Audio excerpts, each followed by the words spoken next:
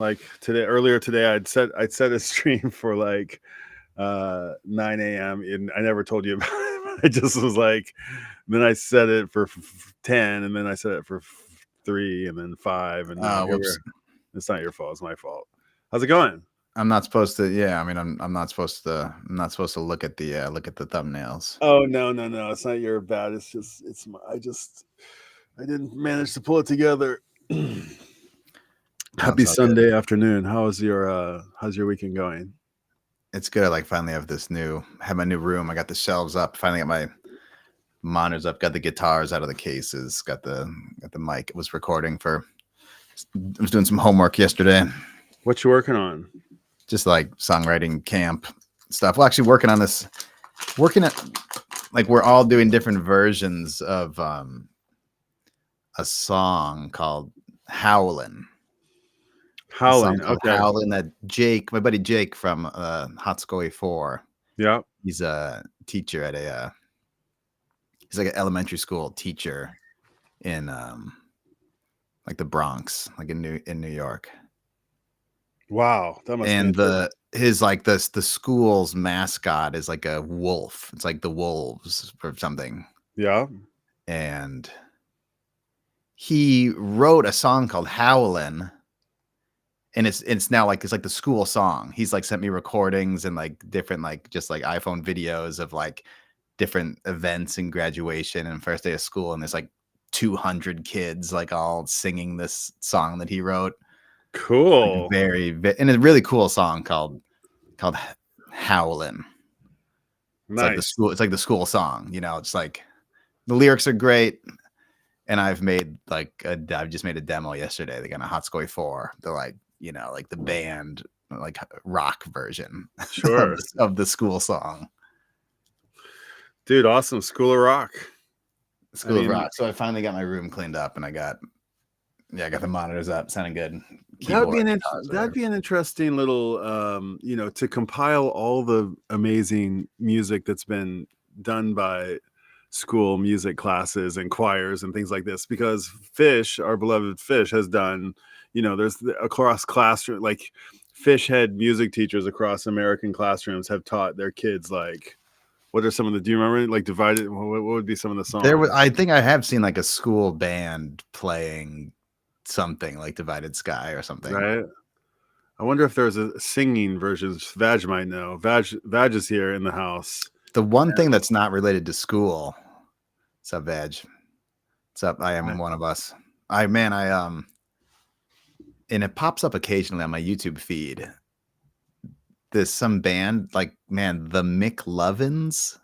Does this sound familiar to you? It's like a pretty famous YouTube clip of these like high school kids, like drum, bass, guitar, like trio, and like some like white suburban, just in like a random house in like a nice like suburban house somewhere in the States, like 3 high school kids, and they cover You Enjoy Myself, and they like, it's like perfect. It's like a perfect cover by these like teenagers. Wonderful. No, and it must be at least 10 years old. I wonder where those kids are. It could be like the Goose people for all I know. You know what I mean? It could be like someone who's now like in a band. Right. You know what I mean? Does anybody know? Vaj has seen it. Some fan music teacher put them to work. I've seen the video too, Michael. Some fan. Oh, okay, there you go. McLovin Yam. 2008 this went up on YouTube. Pull it up, see if let's show it. I mean, I don't know, maybe we'll get dinged by YouTube, but I've got it. Is this also going to get audio? Oh, to share audio, share a tab instead. Let me try this. Go for it. Share audio. Let's see if this works. I've got it there. I think you got to pull it up. Oh, what do I have to pull it up? I think so. Am I able to? I think like you're the host. It's now like showing up on the sidebar, but I don't know how to. Okay, let me see here. I don't. Where am I looking? Oh, here we go. Okay, I see. Bring this. Is that the way I do it? Oh yeah, okay. Nice. Let's see if this works. Okay. Hopefully you guys can hear this.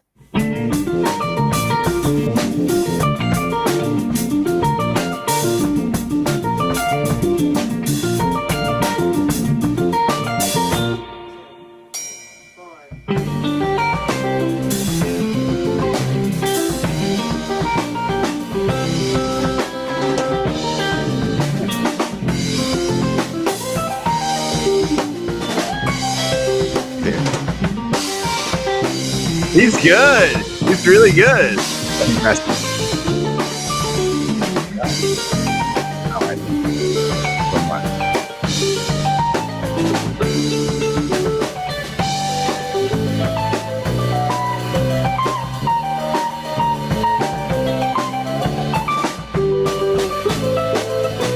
Playing the Strat.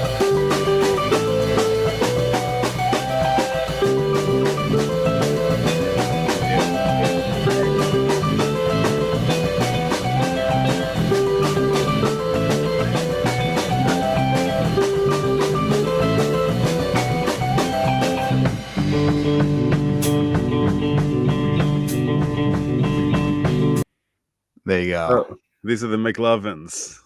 The McLovins. I love how Phish is. Wait, I wanted to hear the in quotes. You want to keep going? No, give me to the part where it's like. Yeah, man,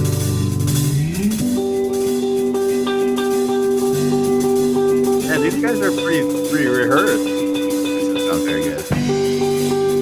Even without the piano. Sounds great for 3 piece. Pretty tight. It's one of my favorite parts. They're like 15, 16 years old.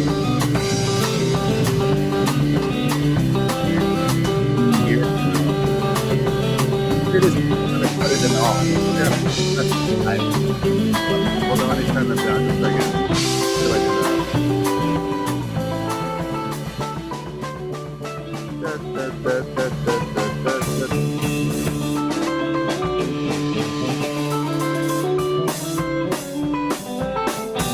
I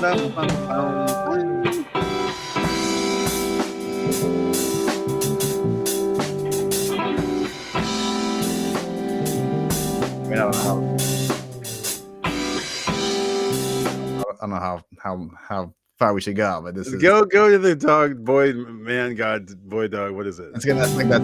Get to that boy man dog shit. Yeah. Totally.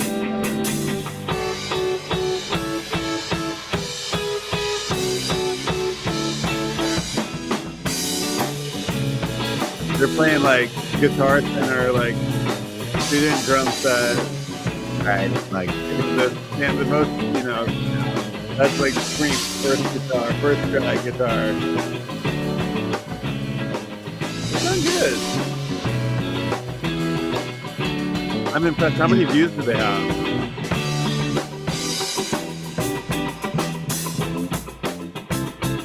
They're so excited. Oh, they have no vocal mic. Oh wait, there's one. I see one.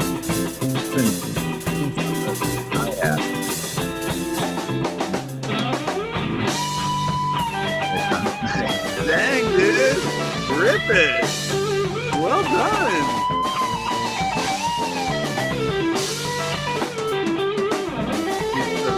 Keep showing the fish. It's awesome.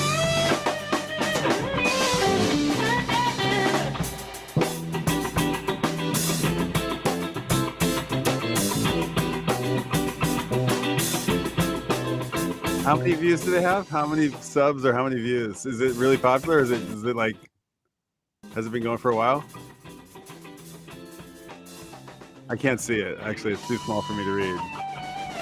The one.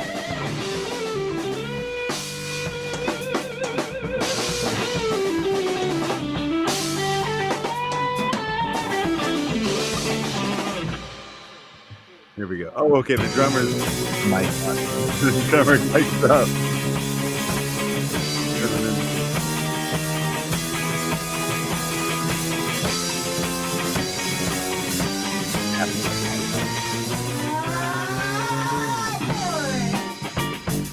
Nice.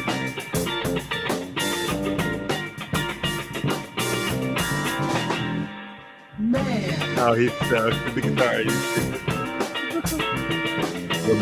Where?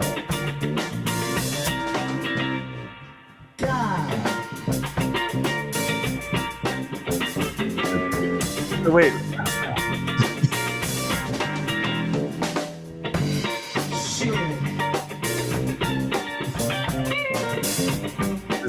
indulgent.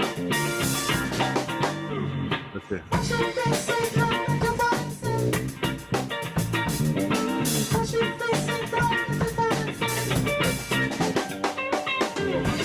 Okay, I'm satisfied.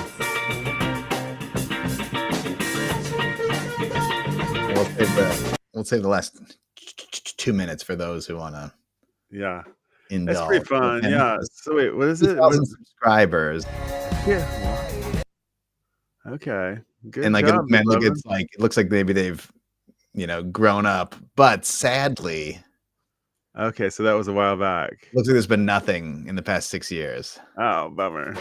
Okay, well they're out there making music. They've gone to college. They're out there. Yeah, doing well, man, gonna have to it might be fun to getting the McLovins back together, guys. McLovin's that band. We'll see if this website still exists. Okay, so the website's gone. Oh, this is in a new This is in a new tab. Sorry. Here we go. Yeah, you gotta switch the tab. Oh, bummer. No, the website's gone. You can buy it for $100. McLovin's that band. They kind of do. The dude on the left kind of looks like McLovin's. He looks like McLovin's, right? Do you know McLovin's from? Surely you do. It's from like American Pie or something. Yeah. What is No, it? McLovin. It's not American Pie. It's Jonah Hill and yeah, those guys. I'm forgetting who it is. Veg. Great movie. Veg, come on, help us out. He's got it. He knows what it is. What's that? It's with This is so awful. I hate this feeling where you're like, I can't remember anybody's name. All these actors, I don't know anything. You're pretty good at this. I'm usually pretty good. Big bad. What's it called? Bad big. Fuck. The guy who was supposedly going to play Jerry Garcia. Super bad. I got it. Super bad. You got it. But who's the guy? Who's the guy that was supposed to? He's like that was going to play Jerry Garcia in like the Martin Scorsese. Yeah, Jonah Hill. I mentioned him. Jonah Hill. Oh, sorry, I missed. I got to get the volume up a little bit. I turned it down because the music was pretty loud. There we go. Yeah, Jonah Hill. That's it, man. I was blanking on everything. I wonder. I think that McLovins. They got a fourth member. Okay, they look pretty. You guys, yeah, nothing since 2019 or something. It looks like. Maybe they'll get back together one of these days. I mean, how sweet would that be? So yeah, there's another. I mean, there's a core. There's like. Sorry. Oh, good. Find do a search for like core, like school choir. Oh, there was something from Badge. Sorry, there's something from Badge. Everything's right. Performed by the Ross Street Chorus. Pull that up. Oh, I don't think I've ever seen this. Okay, let's watch this. I think I've seen a couple of versions of these. Not this specific one, but.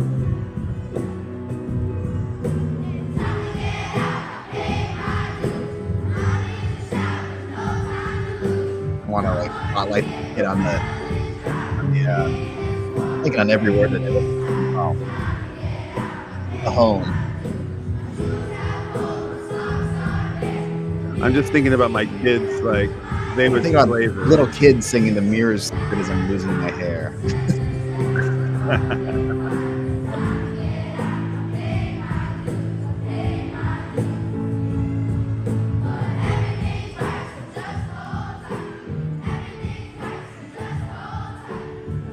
I mean, A for effort, but yeah, I think yeah. I mean, what song would you pick for a group of kids? Guy Udi for sure. Guy Udi with I feel like that exists with a band with not a chorus but a band. Dun, dun, dun, dun, dun, like like a jazz thing. Oh yeah, Nantucket High School Percussion Ensemble. Did they do totally familiar? I should have kept the screen share going. That's okay. I'll pull it up. You can't do it. You can't toggle the little switch over there on the right, or no? Only I can do that. Okay, I'll figure. I don't see any toggle anywhere. Okay. I can change my name. I'll try to make you a co-host so you can do it. Co-host me. Here we go. Well, anyway, it's up. Yeah.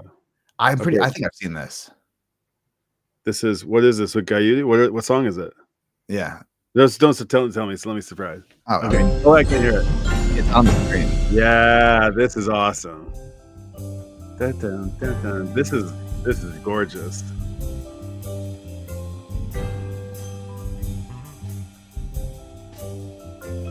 And these kids are like want to be in bands, you know. Yeah, right.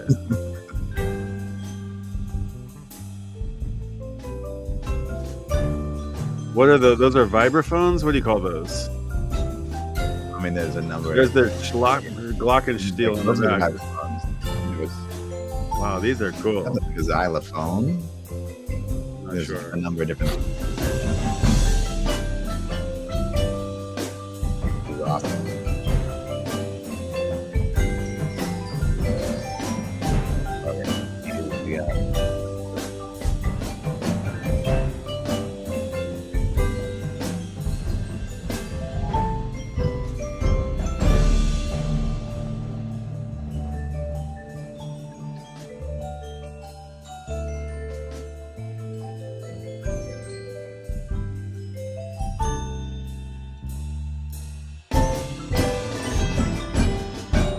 The teacher, like, at least kids heard the original. I wonder.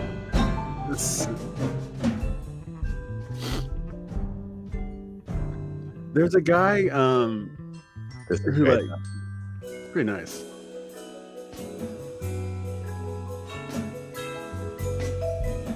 I feel like a Japanese elementary school could slay this.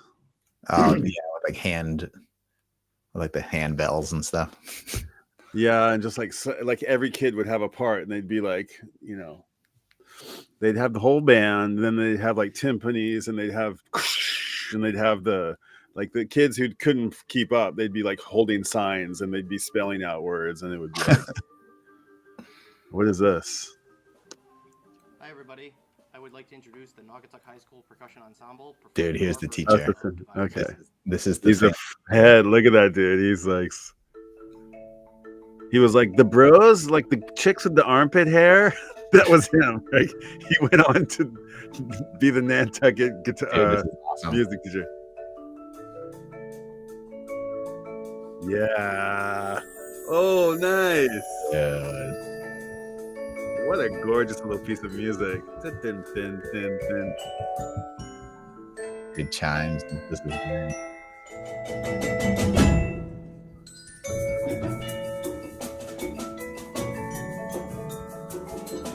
Yeah. That's the guy.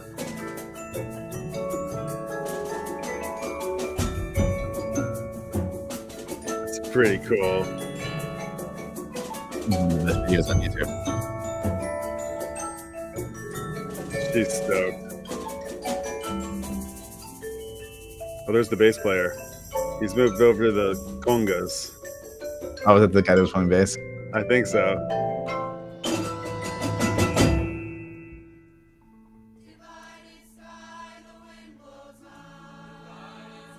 Dude, how cool is this? Pretty cool.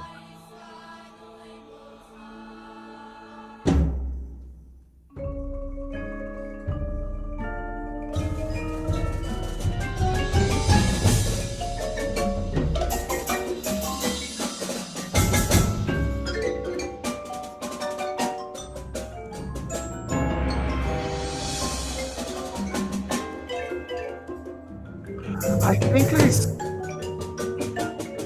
Yeah, did the teacher write out the charts? I wonder.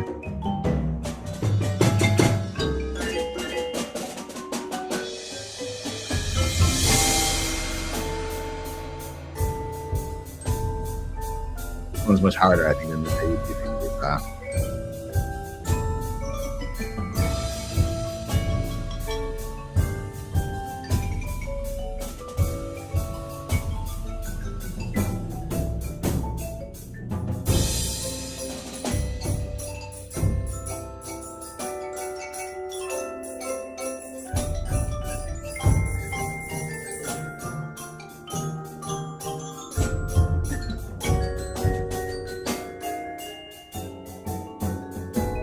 Nice photography too.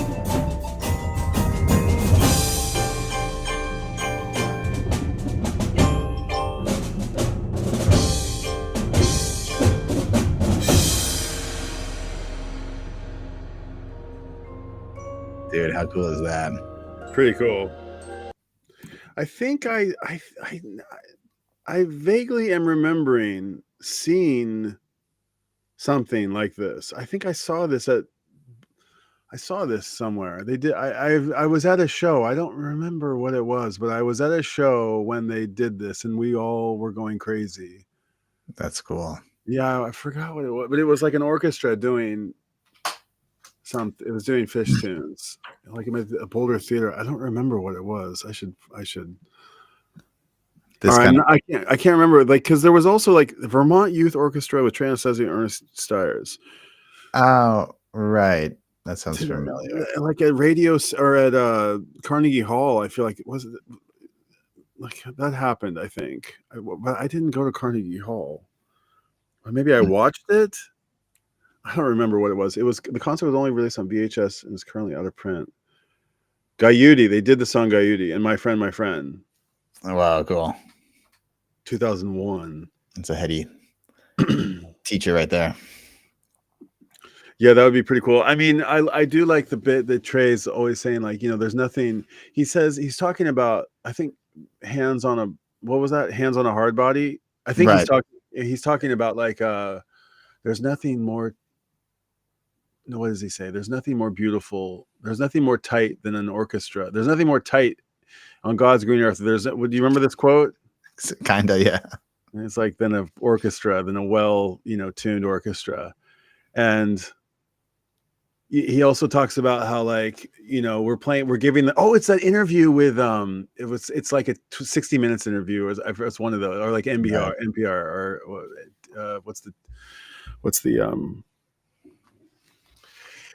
Ed, what's his name? What's the TV version of NPR? What's public TV in America called? I'm spacing it. PBS. Thank you. PBS interview, and he's saying that, like, we've made something, that challenges their skills and challenges their ability, because they want to be put to use. They want to be, as musicians, they've trained so hard. They want to be put to use. So, yeah, I'm glad that we got that. I mean, that's a thing that the log comes back to occasionally. It's like, what other bands lean into this? What other bands like have this? The piano, it always comes back to the piano. I'm sure that's so much of what it is, and the composition, and the, what do they call them, atonal fugues. The fact that our songwriter is a fond of Stravinsky and Debussy, and who else does he love? Ravel. He's always going off about Ravel, and, like, the fact that that's who our lead guitar player is just so freaking cool. It makes this band so. That's one of the main things, that a Gaiuti, a Yem, a Divided Sky. I mean, that's what gets me off on these guys. I mean, I love Everything's Right as well, but, like, it's the dun dun dun dun dun dun dun dun dun dun dun dun dun dun dun dun. I just fucking love that so much. It's so emotional and timeless, and it's the fact that it's like it's pulling from music 500 years ago, and it's like disguised as rock and roll is really cool to me. It's so cool. And the piano, again, like, you got this, right? Huh? Disguise is an interesting word. Well, when Trey inducts Genesis into the Rock and Roll Hall of Fame, he specifically says, you didn't know, but you were tapping 13, 17 time walking down the street to whatever song that was. Yeah, right. And you don't. Trey did some shows with an orchestra last year. I don't remember that, but yeah. Yeah, he'll do these orchestra shows, but yeah, I think we were kind of specifically trying to look at youth orchestras or high schools, or right. This, I mean, kind of reminds me of, this is a perennial log topic, the John Bryan like song versus performance thing, where he kind of, I'm spacing. It's like he's like being interviewed, and he like talks about like some Led Zeppelin song, like Whole Lot of Love or something, and he's like, if I play like Whole Lot of Love on the piano here, the vocal melody is just like no, it's more about the performance. It's about a specific voice, or John Bonham's drums. It's like that. The performance is more important than the song, is his argument. Versus then he plays Lithium or he plays some Nirvana song where the melody and the chords, you hear it, you know it's that song, even if it's on a piano. Just like we just heard Gaiuti with like, it's all just like mallet percussion, and you're like, oh, that's right. The melody and the chords translate to all kinds of different, instruments or arrangements or something. Versus his argument is that sometimes it's like you want to hear John Bonham's drums and you want to like hear this voice, and it's like that performance, like that song rendered on a piano doesn't work the way it does. Like a lot of punk rock music is probably like that. It's not right. Melody and chord progression and counterpoint and stuff. It's about specific sounds, specific performances, specific people. And then, there's probably a lot of cultural things that come with it too. It's like a social, cultural thing. Yeah, John Bryan has that songs versus performance pieces. Pull it up if you can find it. Yeah. Argument. I tried to play like I'm waiting for my man. I'm waiting for my man. $26 in my hand on piano, and it just like does not work at all. It just like it just does not work. Show on screen. What did I do? Okay. Oh, that's interesting. Okay, so when it pops up, play it again. So like John Bryan, he produced that new Billy Strings album. He's produced all kinds of stuff and like did the Magnolia soundtrack which I love. Amy Mann, she's so brilliant. Like John Bryan, like Eternal Sunshine.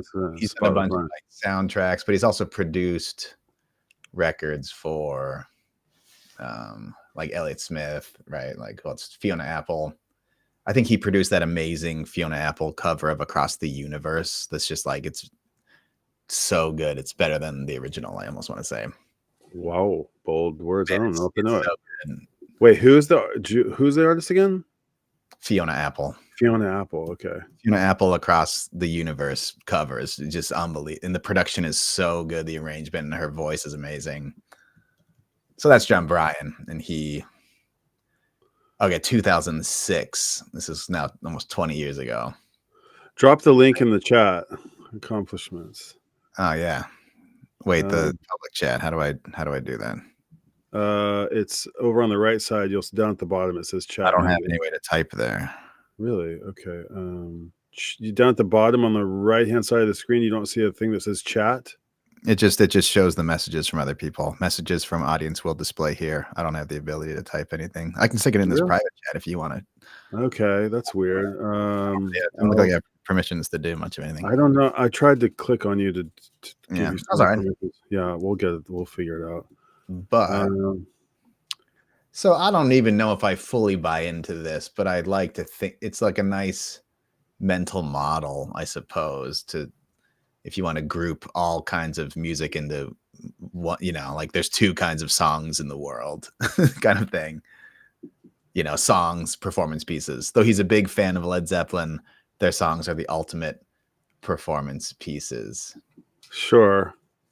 Have you ever listened to anybody else play a Led Zeppelin song and go, oh, that was a great, satisfying experience, except for Dred Zeppelin, who I loved? What people like is the specific guitar sound, the specific performance in concert with a specific drum sound, specific drummer playing a specific part. In contrast, and then he shows like a George Gershwin song, even shows, like, oh yeah, Lithium. Does this work? I distinguish between of recording what things. Oh wait, I can hear it. Oh, you're gonna zip through it. Okay. Like that's the vocal melody of some Led Zeppelin song. 30 others. About the lyrics. It's about the performance, the delivery. Performance pieces. Then they, rock with Holy Heart, and the second record came out, we all collectively the average punk rock song, it is that same Led Zeppelin melody, even though they hated Zeppelin so much. It's very funny. But if it's like... Is that the Ramones or something? 1,000 punk songs. Sure. There's a big difference between that and... Oh, man. So cool. I mean, I can sit here on grand piano, play an unaffected version, and we can all go, oh my God, yeah, that's the best thing ever. Yeah. Again, my spine tingles anytime I play that melody over those chord changes. And Lithium's very That, to me, Lithium is no different. It's in the same realm as being able to go,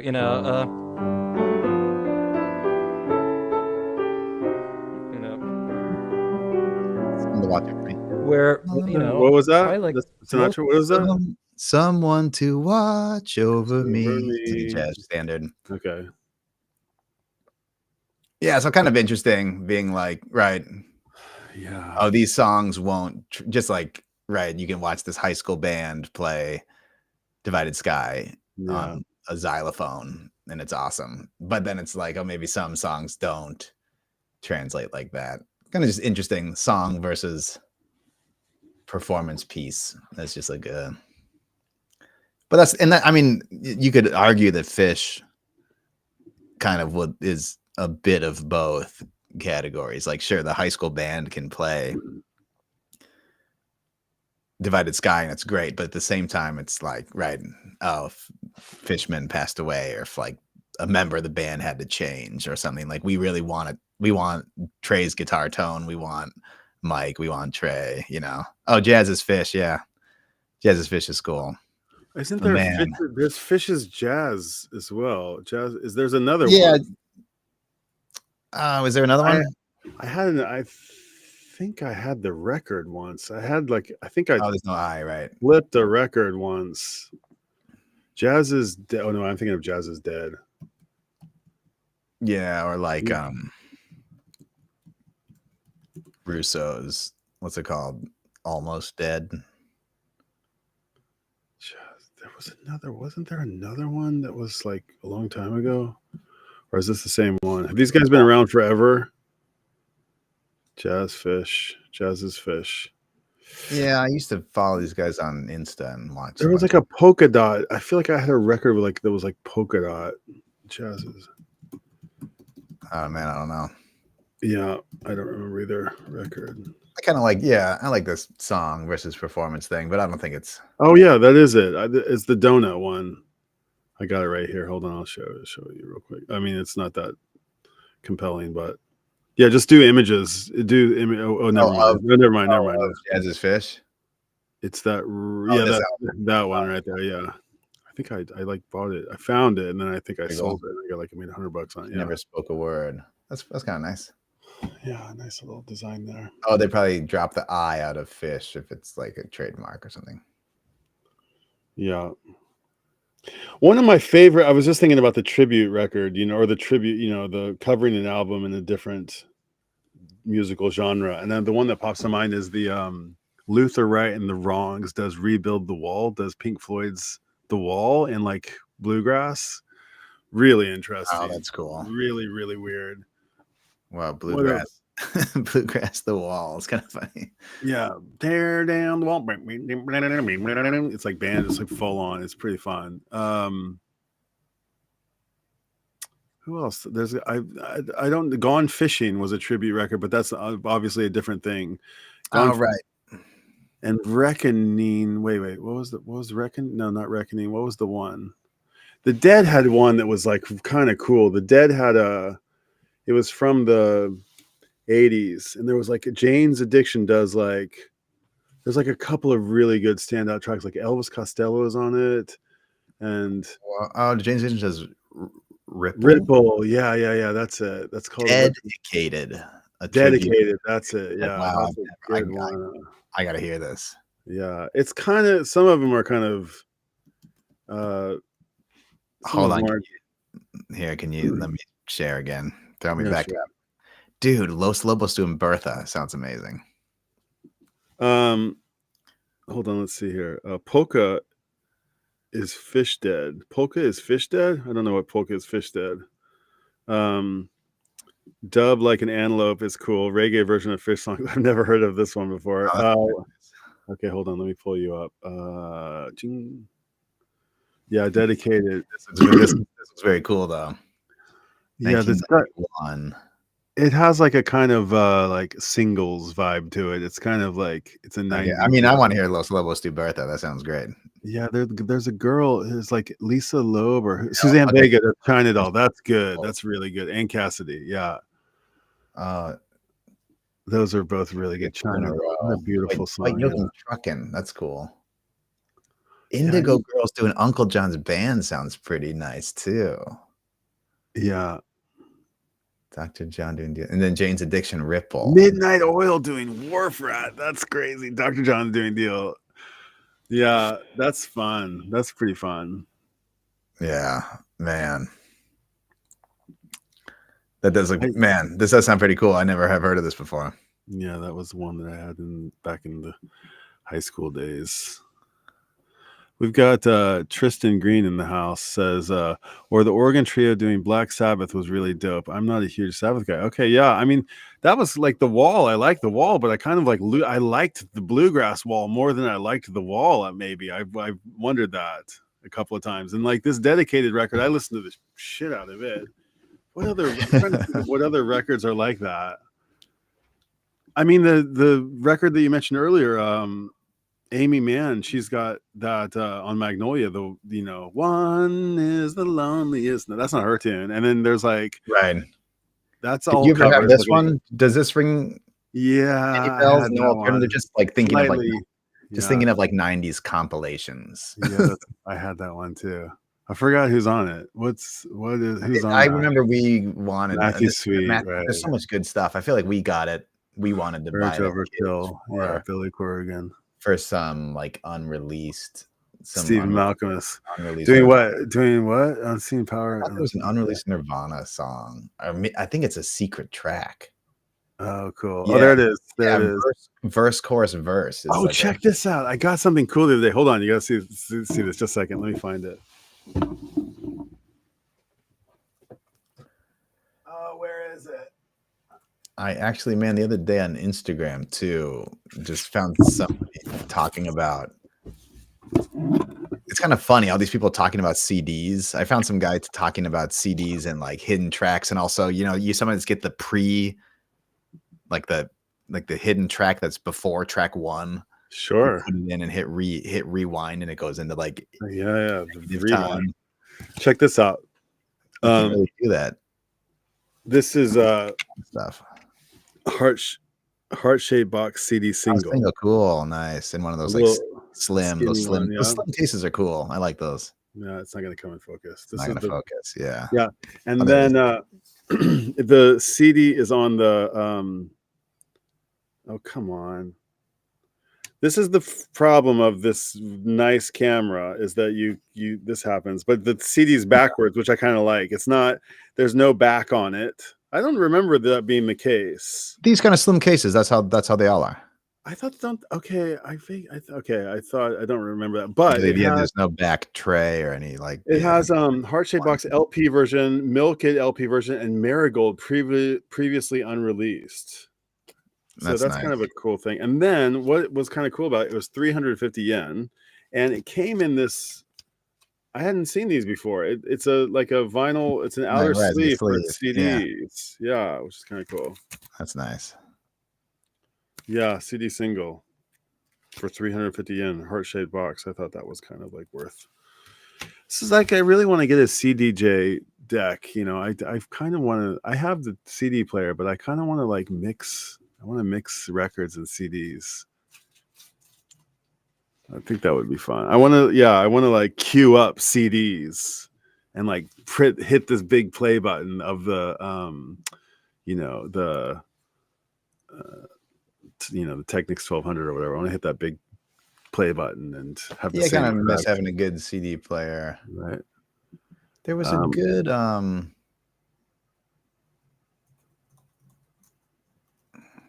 Thanks for being here, Tristan. We've got five people tuning in. Sup, guys? Sorry, just found you searching for live YouTube pages. I'm a drummer in Rochester, New York. Cool. Well, This is kind of an ongoing conversation. I'm Brian, by the way, and this is Michael, and this is our 5-year long ongoing conversation about music and about it's called the Dog Log. It's a tribute. It's a Phish tune, the Dog Log, and we named our conversation the ongoing conversation that we've been hosting for years, the Dog Log. And yeah, Michael keeps saying to me, you don't need to explain the Dog Log. The Dog Log just is, it's always is. It never is not. And it just is. And he's right. But yeah, we don't need to, they don't need everything. No, but for somebody who's just tuning in for the first time, yeah, the Dog Log. So we're kind of, we're over here in Japan. We're like Phish buddies. So we've got, if you're tuning you might be tuning into the Tokyo Record Style page, or you might be tuning into the Dog Log page, but thanks for being here. Rochester, you play drums in Rochester. What kind of, are you in a band? What do you play? Are you playing with others? Or are you writing songs? Who's some of your influences? I love that people are just watching me do a Google search here. You can turn it off. I mean, you can. Shall I undo it, or you want to? We'll take no, I'm just like I'm on the. You can bring it back up. Maybe turn it off for a second. I'm going to try to find something here, and then if I find it, we can pull it up. Yeah, one in the beginning or at the end. I love that one at the beginning or at the end. Oh, the secret track. Yeah. Those are always quite cool. Yvonne Music Man from northern Norway, from way up there, up at the top of the world. Michael spent a bit of time in Scandinavia. No, Michael, you've got. Yeah, I got a bunch of. You've got some Scandinavian friends, and I was He's and I was dating someone from Finland, a Swedish Finn. He knows a lot about like Swedish indie rockers and stuff. I've fallen in. He's the drummer from the McLovins. Yeah, I mean, that would be unbelievable. It would be cool. That's a high praise, by the way. That's high praise. Yeah, we're in Japan. We're both here for some 20 years, but we're both from the States. Come visit us. Michael's got a record. Shall I grab it? I'll grab it. While you're looking for your thing, I'll pull it up. Yeah, sure. My thing just came out. I got to be better about saving links of cool articles. G A B C D E F G Hendrix. Hold on, folks. Hendrix. Hollies. Oh no, you're not in the right place. Oh yeah. Oh no, you've been miscategorized. That happens. Oh no, where did you go? Oh no. Uh-oh. Well, we're both kind of players, but Michael's a real pro musician and producer, and he's I was going to pull out one of his records, but it's not in the H's. Dude, so tonight at my gig there was a drink coaster. You found your thing? There was a drink coaster with a hot dog on it, and it said human hot dog. Ooh, no joke, no lie. That's strange. Yeah, I've played in a bunch of bands, playing in an old school blues band. Yeah, cool. Human hot dog. No thanks. Like Freddie King and Deep Cut Blues. Cool. Decent blues, not shitty blues. Okay, yeah, I know. I love the like Albert King, Freddie King, and BB King. I love like somebody demoing the 3 different Kings and like bam, bam, bam, bam. You don't know what Albert Green sounds like compared to BB King, but as soon as you hear it, you're like, oh, of course, that's totally it. Did you find what you were looking for? Yeah, but I'm running into a soft paywall issue here. Give me 1 second. Oh, you're a hack. Michael's also a bit of a hacker. Where's Honest People? Well, here, while you're looking for that, especially Vag, if you've never heard Michael's CD, you should listen to it. Honest People. I'll see if I can pull it up real quick. Honest People's like, you'll dig it. It's pickle music. No, I'm joking, but it's like, it is pickle. That's our. It's my original genre. It's indie songwriter, lushy rock and roll indie sound. Really, it's good. Lushy is kind of nice. Yeah, it's lushy. It's very lushy. Honest People, Michael Warren. It's on Discogs, I think. So sorry. Is it in? It might be in S. It might be in Staylight. Oh, you're going by album title. No, I don't think I am, but maybe that's where it is. Let me check real quick. Log is going off the rails here. Yeah, sorry. Mother's Day here in Norway. That's cool. Oh, bummer. I don't know where it went. That's weird. Now I have to go find someone. I can't pull these comments up, but there's somebody saying, I'm a casual Phish fan. Is it wrong I enjoy mainstream Phish songs? Farmhouse, backwards down the number line. No. Farmhouse is how I got into Phish. Like I was 15, probably. It was on Rev 105, like alternative Minneapolis radio. Me and my friends got so into it, and it was right when the hiatus happened. We couldn't go to any shows, but the live Phish series started, and we were listening to the show. We had a way to like listen to, because there was nobody. We didn't have anybody that could get us tapes or anything. Like we were just off on our own in the suburbs of Minneapolis, you know. But so you are not wrong in wondering whether or not you may be judged for that. We're living in a post-judgy Phish realm. But if you had asked that question, 4.0, it is. Yeah, I think the 4.0 fan. It's also funny, like Brian. Let's hear some more. It's also funny to call you Brian. I feel like I never. Okay, just call you Brian. Brian, what would give us 3 more mainstream Phish songs? What are the mainstream? You've occasionally said, "Oh, this could have been on the radio." This Fragile. I would say this like would be the crossover Phish. Well, foam, for example, would be on the opposite end of the spectrum. You'd have Foam. Sure. You know, you'd have I Saw It Again. You know, Fuck Your Face. You know, you got those songs. I heard a little tidbit about Fuck Your Face recently. It was did you know this? It was written for when they got booed off stage at the Rotsy, like in '83. Mike went and wrote Fuck Your Face so that if they ever got booed off stage again, they would play this song. This guitar is gonna fuck your face. A really great old school Phish song. Well, Bouncing like had some radio play. Down with Disease had an MTV video. Yeah, those are catchy. Sample had it was like the Bob Marley. All the songs that people thought were gonna ruin Phish and put. Yeah. I mean, good call. Sample, Disease, Numberline, and what's the other one? What's the Numberline's brother song? Numberline's brother. Well, like happy home. What's that? That's Numberline. Yeah, like Kill Devil Falls. Kill Devil Falls. That could have been on the radio. But you know, I mean, The Connection.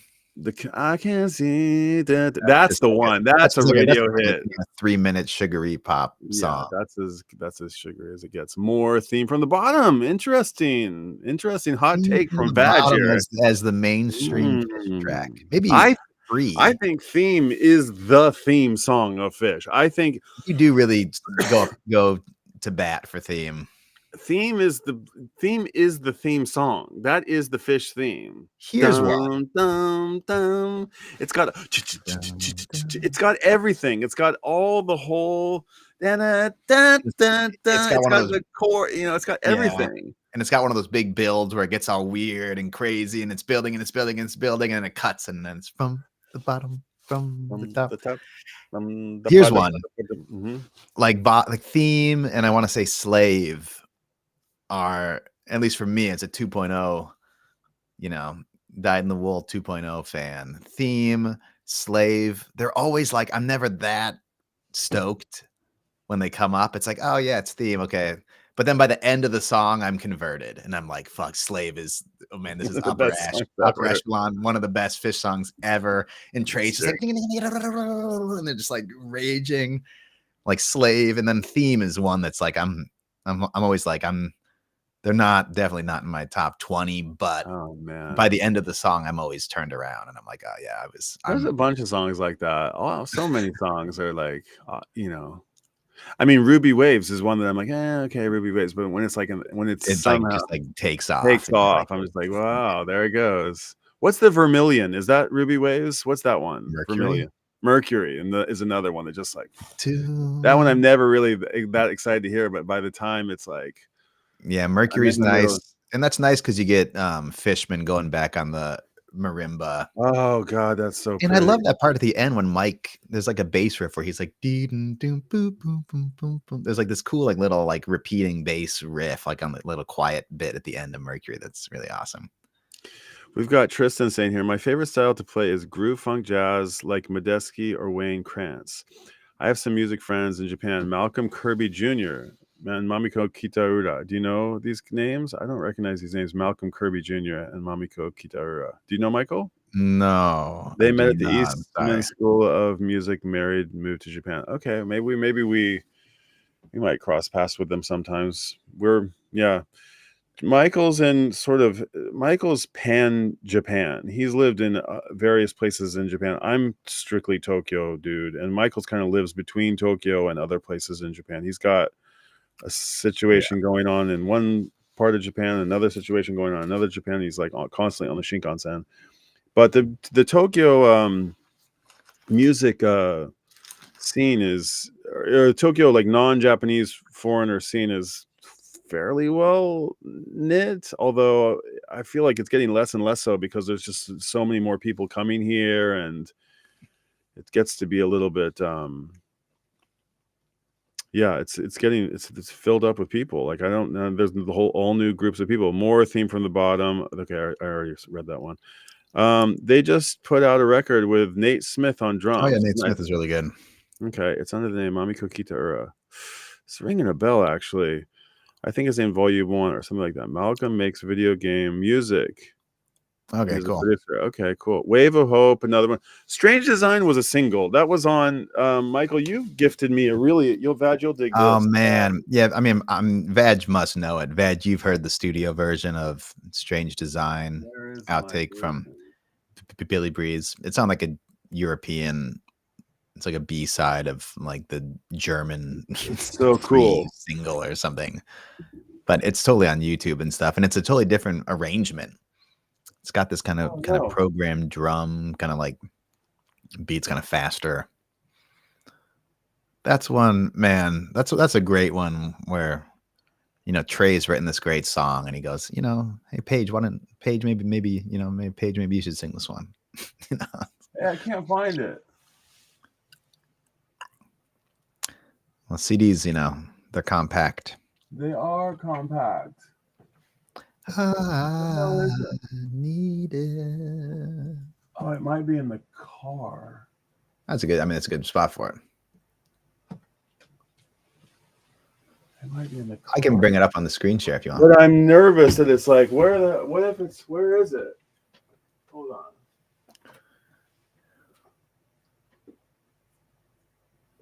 Sorry. Where is it? Is it in the car?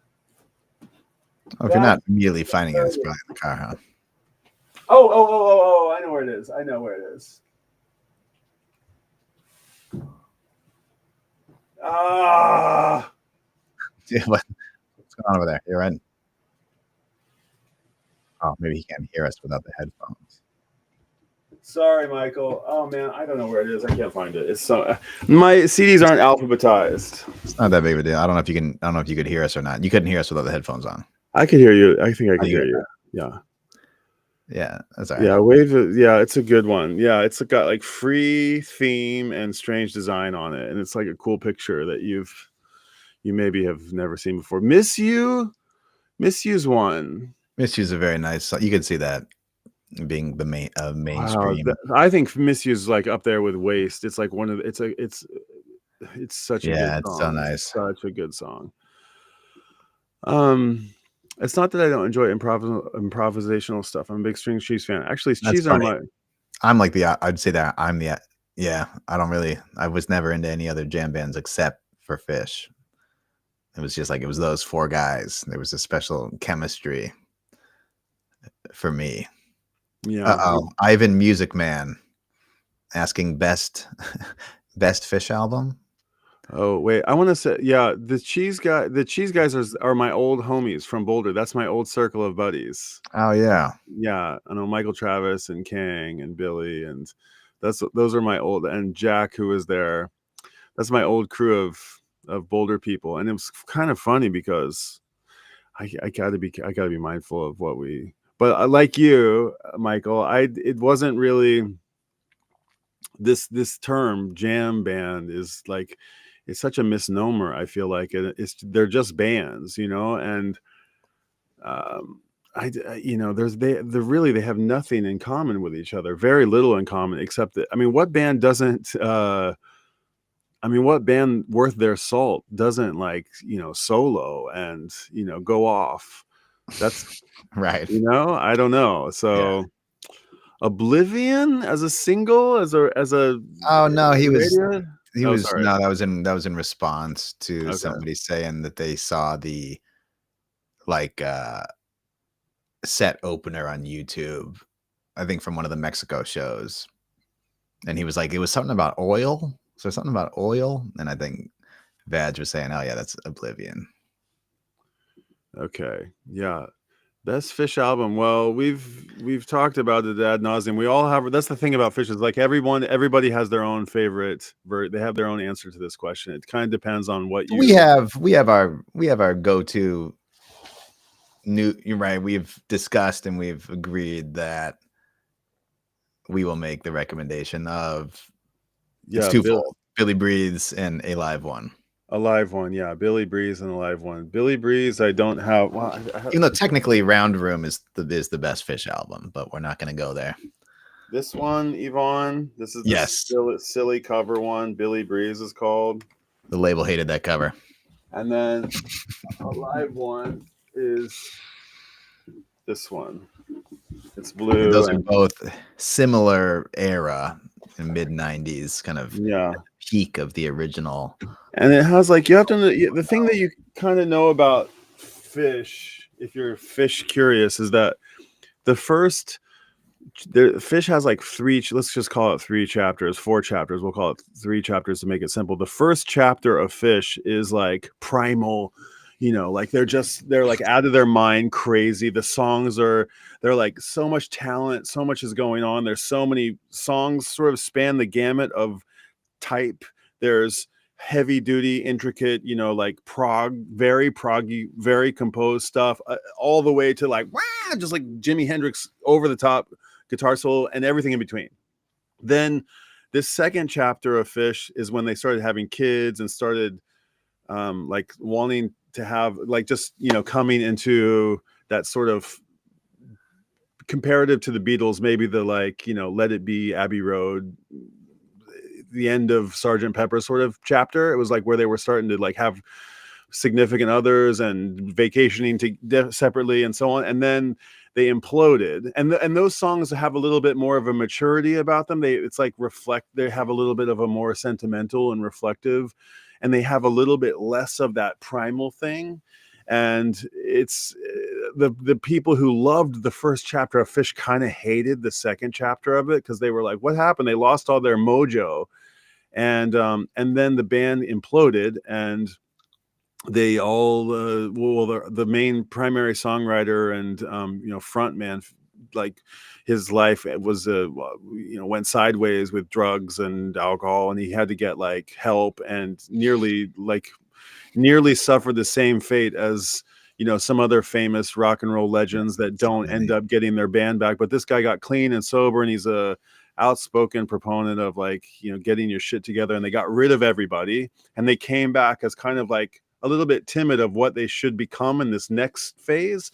but they kind of took from both that first chapter and the second chapter, and they put it together, and they made something that sort of transcends both of those. And so the third chapter is sort of like everything from chapter 1, everything from chapter 2, and all this new stuff that's in chapter 3. So I'm kind of I'm a 1.0 guy, and I love we all love this now that we're kind of in this post high school or post 20 It's been a long time since high school.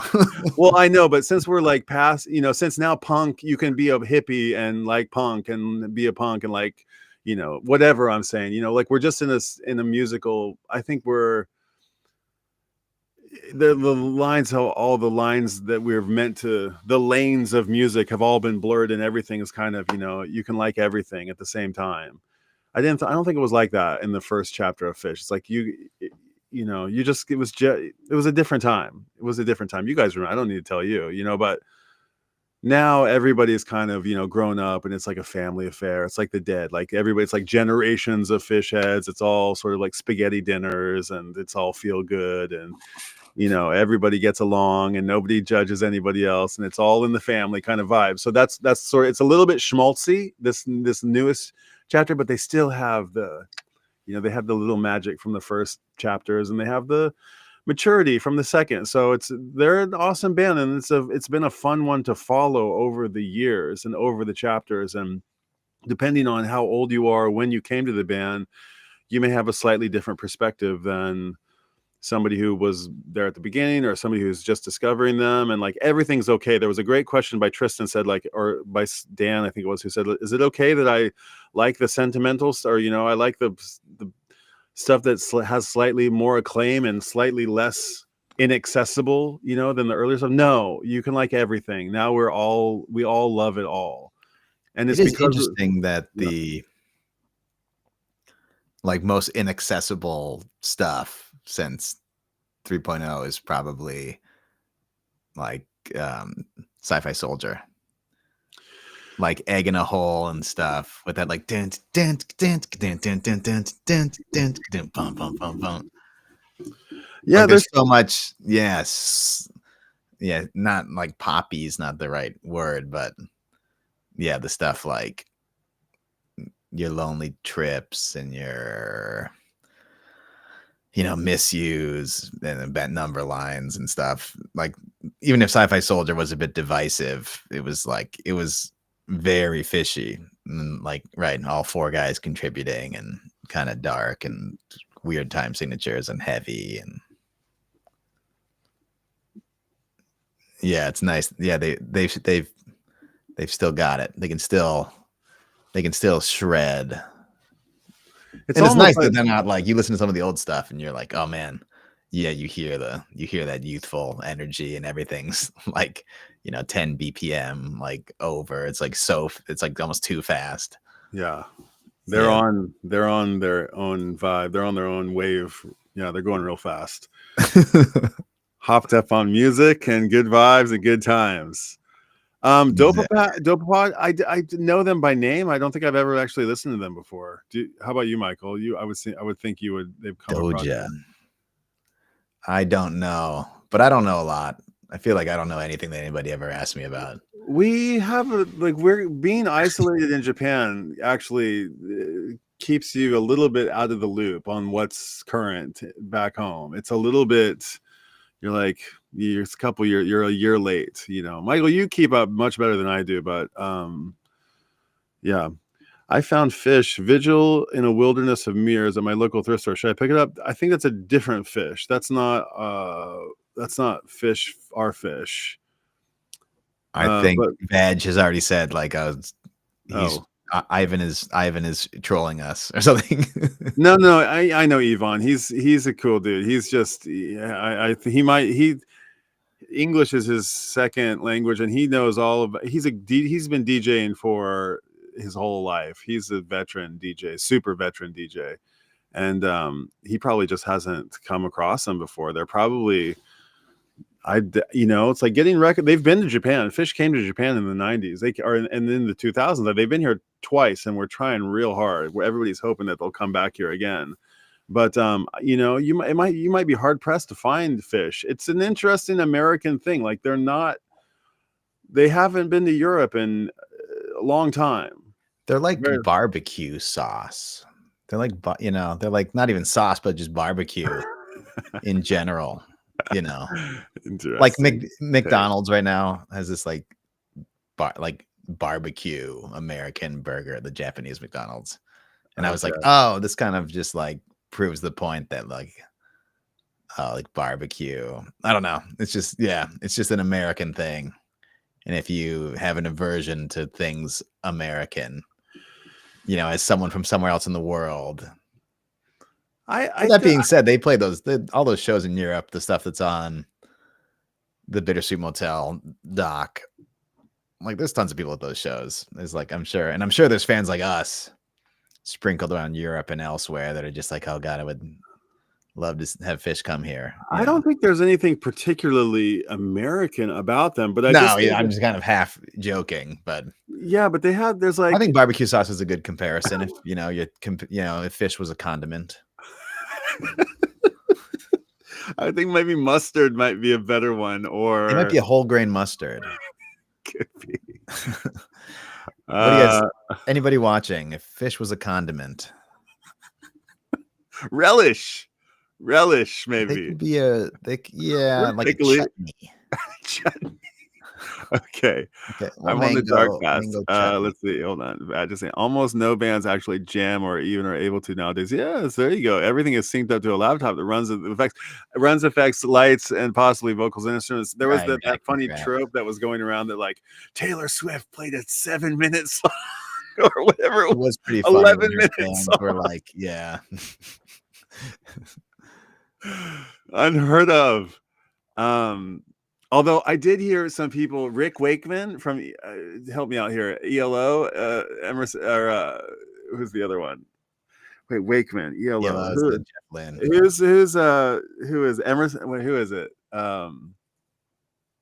Emerson, Lake and Palmer, who synthesizer maniac from the 70s. Help me out here, somebody. But somebody said Lake and Palmer, yeah. Rick Wakeman, was he was the crazy synth guy? I can't even really put a face to him, but they and he just like I probably from Yes. Okay, excuse me. Yes, I should know that. But he there was like Rick Wakeman on Ice, like the guy who wears the cape. Yes, and he yes, a wall of pianos, right? And there was like Rick Wakeman on Ice. There was like the Ice Capades version of like a concert of his, and people were sort of lampooning about how just over the top and ridiculous, and how sort of like how prog like went like so far out there that it had its like own escapade show. And I was just sitting there quietly thinking to myself, God, I hope nobody asks about Phish, because if the Ice Capades are like, if that's what you think is like, you know, something just over the top, ridiculously cheesy, then don't look up Sci-Fi Soldier or Phish on New Year's, because it gets out there. It gets pretty out there. But I almost feel like a good New Year's gag if you like, you know, they put most of them up on YouTube with the video and stuff. I think those are good. A good way to introduce someone to Phish. I'd say so too. Like showing the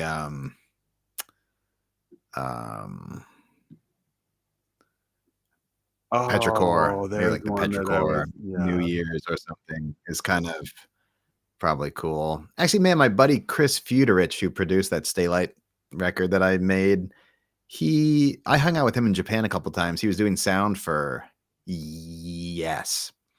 And like the Rick Wakeman version, there was like 2 different versions of Yes that both tour. Like the members like hate each other, and there's like 2 different bands. And I totally went to Bunka. Wow, well done. Good for you.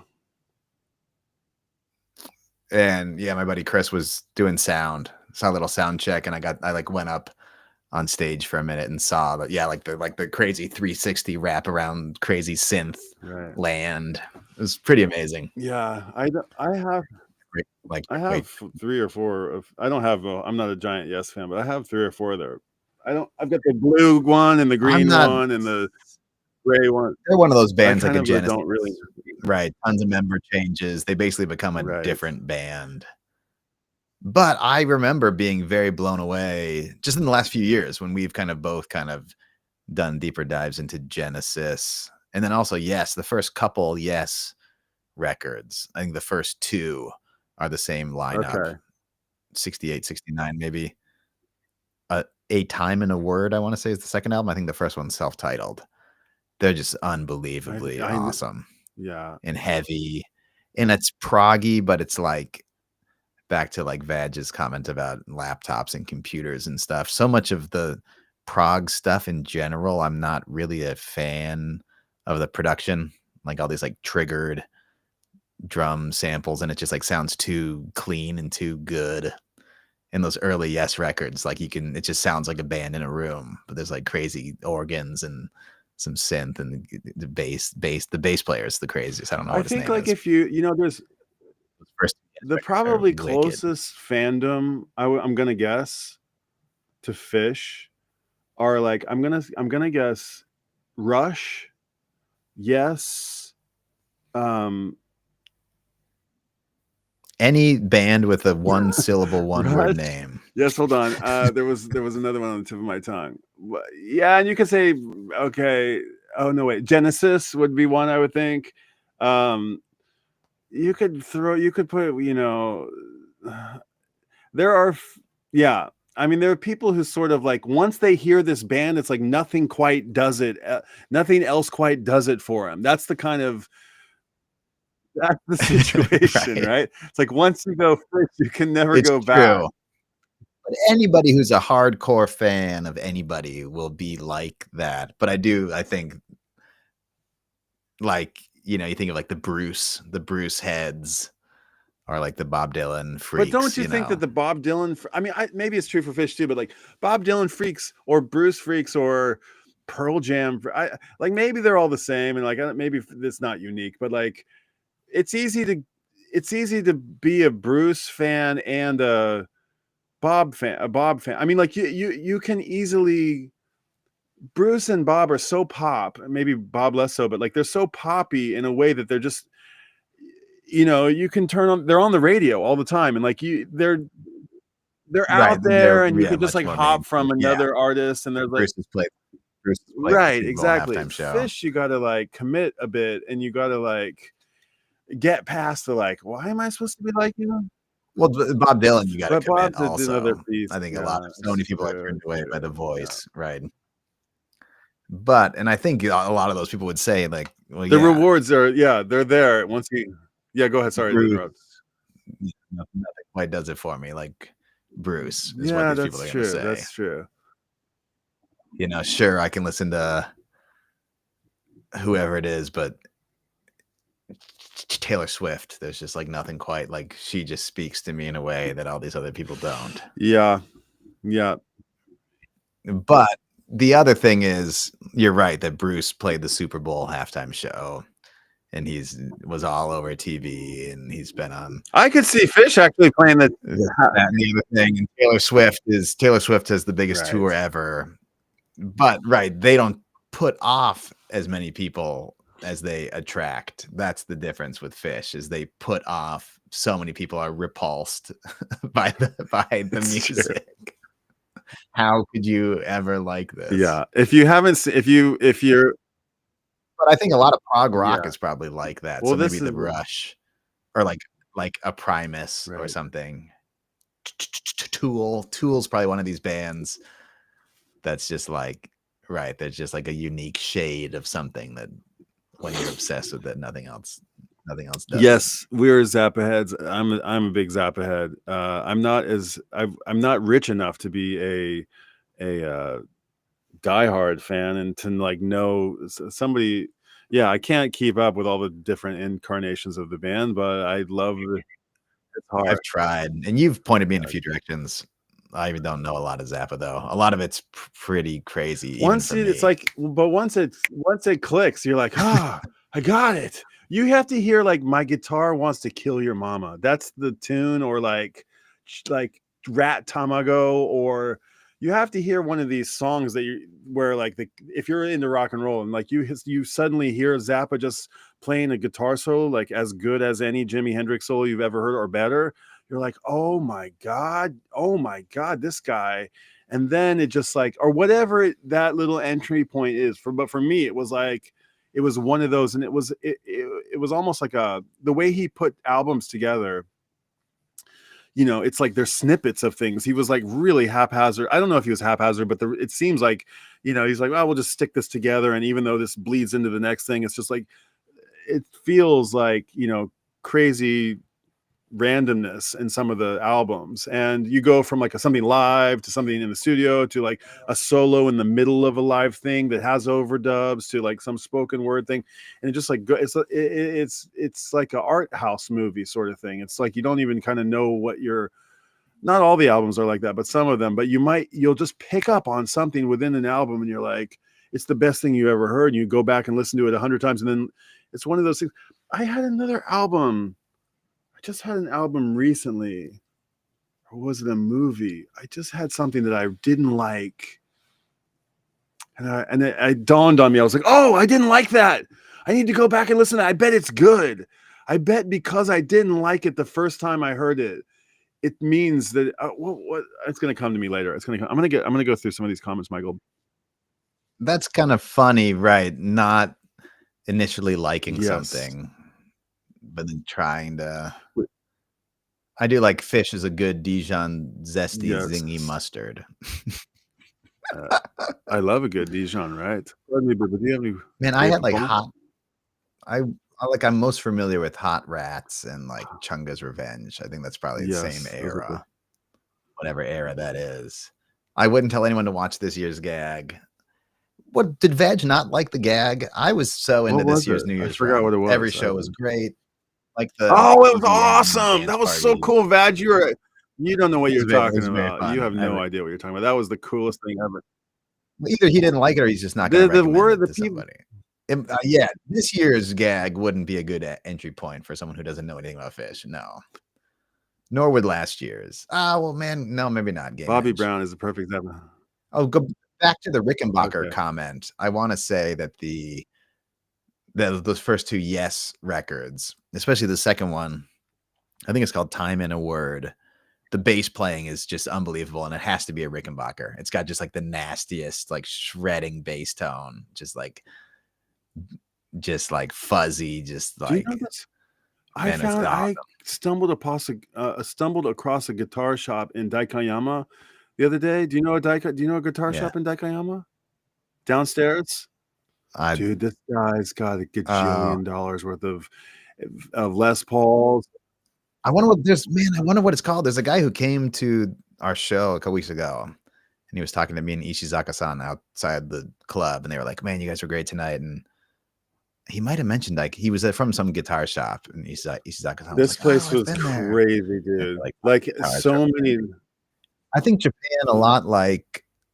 Well, you can't beat the U.S. A lot like how great the record stores are in Tokyo. I think a lot of the guitar shops are also. Yeah, he had a couple of Rickenbacker basses and a couple of Hofner basses, and they were just so gorgeous. And they're like they look so majestic. It was incredible. They were really beautiful.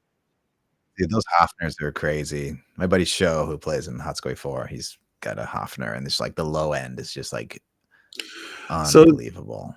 Hold on, got to get past the Phish voices. That's a thing that people say. And then you start to really dig Trey's imperfections vocally. I still don't get this. Yeah, I've never gotten this.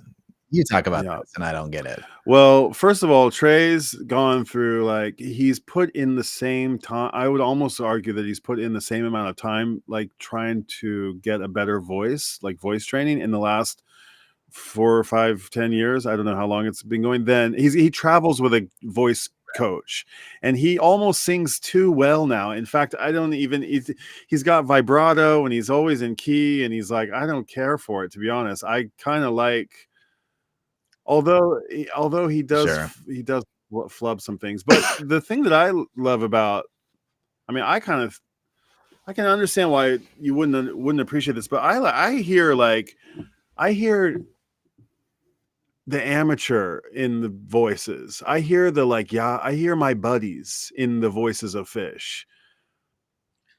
But what does that mean? I don't know. There's so I many don't people. know. There's Like so many great.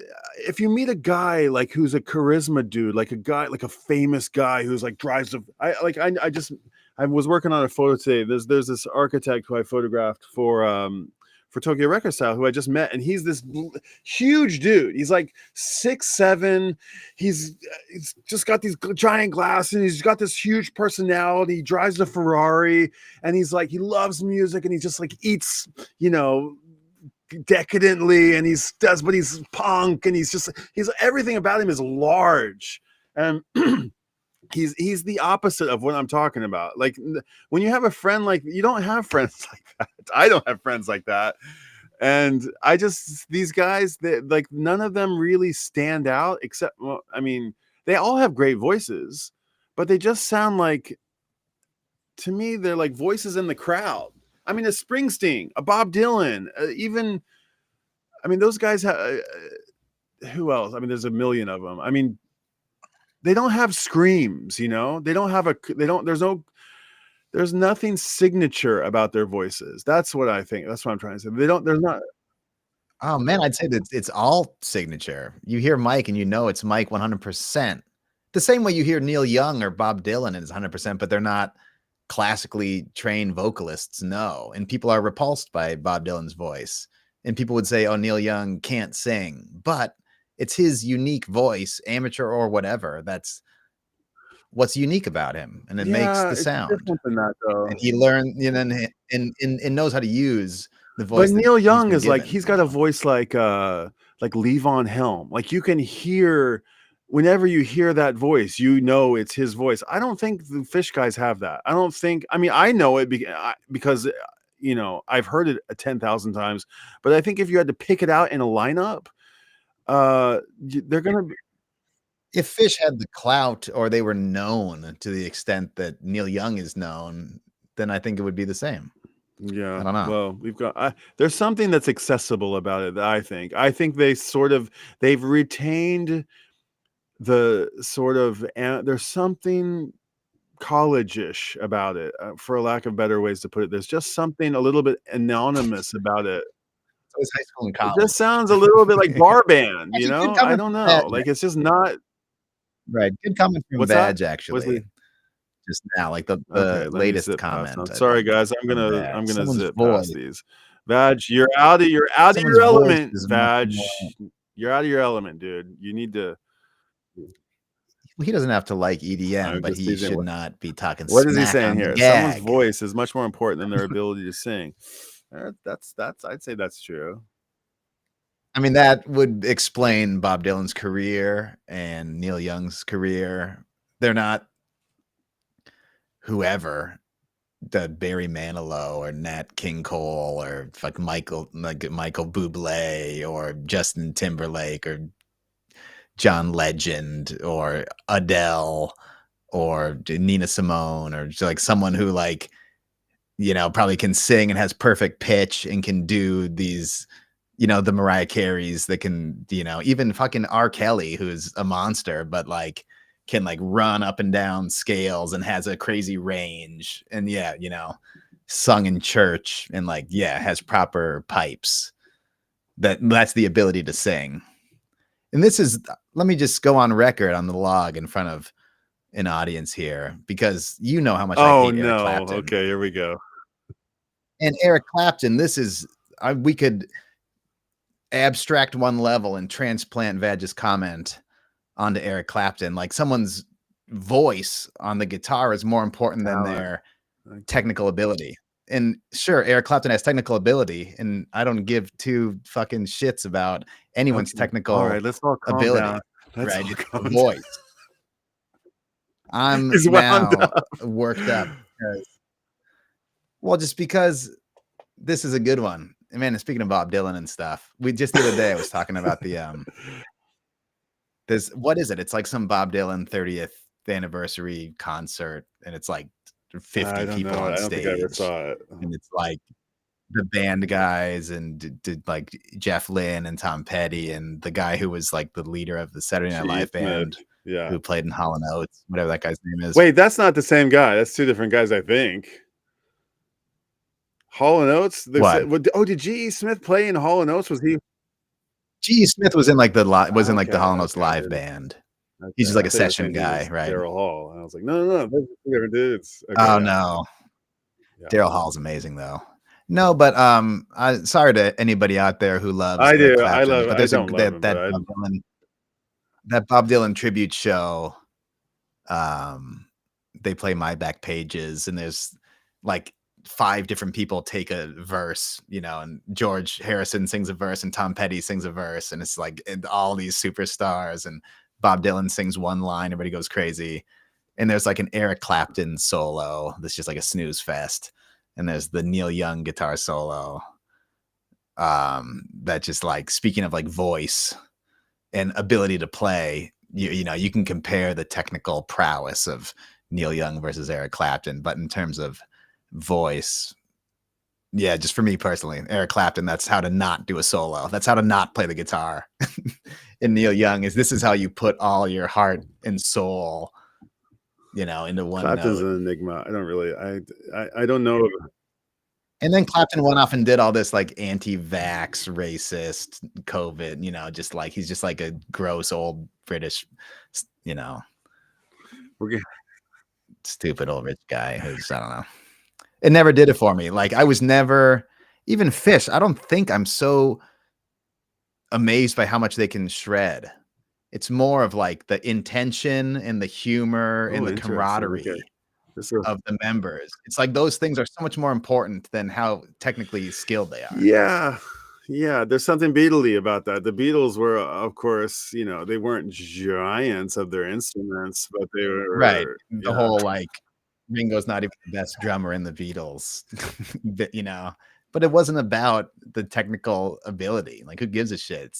Ringo can play to the. But I don't think Clapton would claim to be like the God. I mean, I know there was like Clapton. I never really understood what the Clapton is God thing. Well, that was a thing, right? That was a T-shirt, I think. I don't really know what the Clapton is God, but I know that there's a story of like when you know, this silly story that makes its rounds, that where, you know, when he saw Hendrix play for the first time at the Rusty Nail or whatever it was, he's like, you know, he decided he was going to quit playing guitar forever. But I don't know. Does Clapton consider himself a premier guitar? I mean, I know he's a competent player, but well, he goes up front and takes extended solos. What guitar player does not do that? Our favorite guitar player does that. Exactly. But that's what I'm saying. It's just like I'm just like not okay. There's no accounting for taste. That's where, you know, and that's why the conversation never ends. You're allowed we're all to just pinging our personal taste and I'm not opinions going off to of each defend other. Clapton. I like it. I don't mind it. I don't have it. Oh, maybe I might have a couple Clapton records. My friend Jerry Williams. I will never own a Clapton album. I almost want to now get rid of the White Album just because, well, my guitar. Okay, wait, hold on. Yeah, there you go. Clapton the solo, my guitar gently weeps. Come on, yeah. Man, it's funny because you hear about Clapton sleeping with George's girl. Yeah, but they were like best buddies. George forgiving him, and then. Yeah, but right, and then you just like read about like George being obsessed with Ringo's wife. And everybody's sleeping with everybody, and you're like, man, this whole swinging 60s London, like that was that was a totally different Clapton world. Is a snooze. Okay, so Clapton you've got a teammate. Vag is saying he adores Clapton. Tristan is saying Clapton is a snooze. I'm kind of staying out of this, but I bought Clapton CDs as a kid. I bought them, like I was curious about. I was like, oh. I definitely sure, and I was into Cream. I was for like, a minute. oh, Clapton, I'm supposed to like him, and I remember I bought like. That's the thing. I'm supposed to. No, but I mean, I was 13 years old. Okay, like I was like, sure, he's one of the guys. Yeah, he's one of the guitarists. Yeah, and he's got Tulsa Time, living on Tulsa Time. You know, J.J. Cale. He played that. He made that song famous. Oh man, I was gonna say, something came on in the car earlier that mentioned Tulsa, Oklahoma. Clapton lived in Tulsa. I don't forget what it was. It was a great song. I'll have to figure out. I was like, oh, I got to What tell Brian song was about this it? song. What is it? And it was someone we probably both know. That's why it stood out The to me. Dead's Fuck, sorry. this Tulsa, they got busted. Wait, where is it? The Tulsa? Got my chips Oh cashed yeah. in. Is that no wait? Bus is there's Tulsa gets mentioned in Truckin' or something. I forget which song it is, but well, I mean, there's heaps of songs that mention Tulsa, but they're usually country songs. They're usually country or western bluegrass tunes. They're not often like pop culture tunes. Although, Right. every once in a while it gets dangerous. And I think Tulsa's in the news right now because Dylan's opening his big. I think he's opening there. There's a big tour that's happening. Is that Okay? And there's a Dylan yeah. museum in Tulsa too. Right? Yeah, his that you went collection, to. the Bob Dylan Center, which is next to the Woody Guthrie Center. So it's incredible. If you don't know about that, and also the third little sparkling diamond yeah, in Tulsa Tulsa right there. now, if you're like adjacent to Tulsa, you should go to Tulsa for so many things, but you should go for the Woody Guthrie Center. You should go for the Bob Dylan Center or whatever they call it, and you should also go for the Leon Russell the church because they've redone the church and it's just right up the road and it hasn't gotten the press that it deserves, but it is nice and they've got all kinds of legendary stuff going on there. They've got the like Sun Studios. Was that the LA? Was that a famous? They've got some famous board, some very, very famous board that recorded like a gajillion famous records. And Yeah, Sun Studios is what, Memphis, no, Tennessee. I think it's Sunset. I forgot which one it is, but they got the board from some studio that closed that like recorded like I don't remember what it was, but it was we can find it out. But they're not only, and then they've got this church. Like Leon Russell bought this church there for the acoustics, and like so many people recorded there. I think the Clash recorded there, the Sex Pistols, or the Bob Marley recorded there, Tom Petty recorded there, Leon and J.J. Cale and all the Tulsa people recorded there. I think the Stones maybe were there, and a bunch of country stars, Willie and Hank and the Hanks, and it's like a long list of people who've recorded on Shelter Records on that label and in that studio of the church. And it looks like Abbey Road in the sense that it's 2 stories tall and the mixing booth is like on the second floor, I think, if I remember right. And it's like, it's really nice. And they've got, sound booths everywhere, but they're trying to make a recording school. They want to make like they want to make it into a school so that you can go there and learn sound, you can music production. Sunset Sound might have been that might have been the board that they got. They got the 100 channel Neve board from Sunset Sound. I feel like that one went to Dave Grohl. Maybe it might be getting he wires made a crossed movie about it or something, right? But then maybe that's why I'm thinking of it. It was another one of these famous studios like Sunset Sound. If it wasn't Sunset Sound, it might have been That's cool. Yeah. So if you're in Tulsa, if you're around Tulsa, you should totally go there. Phish has played Tulsa once, I think. Oh yeah. I think they played that's where they started. They played that's where they did their like dress rehearsal that's where all the trucks went there, and before they went and played like the Arkansas shows like in 2021, like or whatever that hot year was. Has not played Tulsa. Trey Band played Canes. Yeah, okay, so they haven't. So that's interesting. But they did go set up the stage and do their rough go in the BOK Center or whatever it was. Yeah, the dress rehearsal. Yeah, there we go. Clapton, J.J. Cale. Yeah. And JJ, listen to J.J. Cale instead. Let's see. The Dylan music is in the shape of a dust buster ode to this. Okay, man. You're hating on Dylan here. Oh, I think Elvis Costello was instrumental in curating the space. Oh, cool. Yeah, his name is there's like interviews and little things that you interact with around, and Elvis Costello does a bunch of things around there, and I think a handful of other people. I think Dave Grohl was one of the main boards, but there were multiple rooms at Sunset. Okay, so maybe it was a different board from a different. I mean, I can look it up. Vag is trying to reel the log back in, actually. Okay, reel the log back in, Vag. Sorry, we've gone off on a Tulsa tangent. Church studio board. I don't know if it'll come up with anything. Magical sounds of the search, legendary Neve.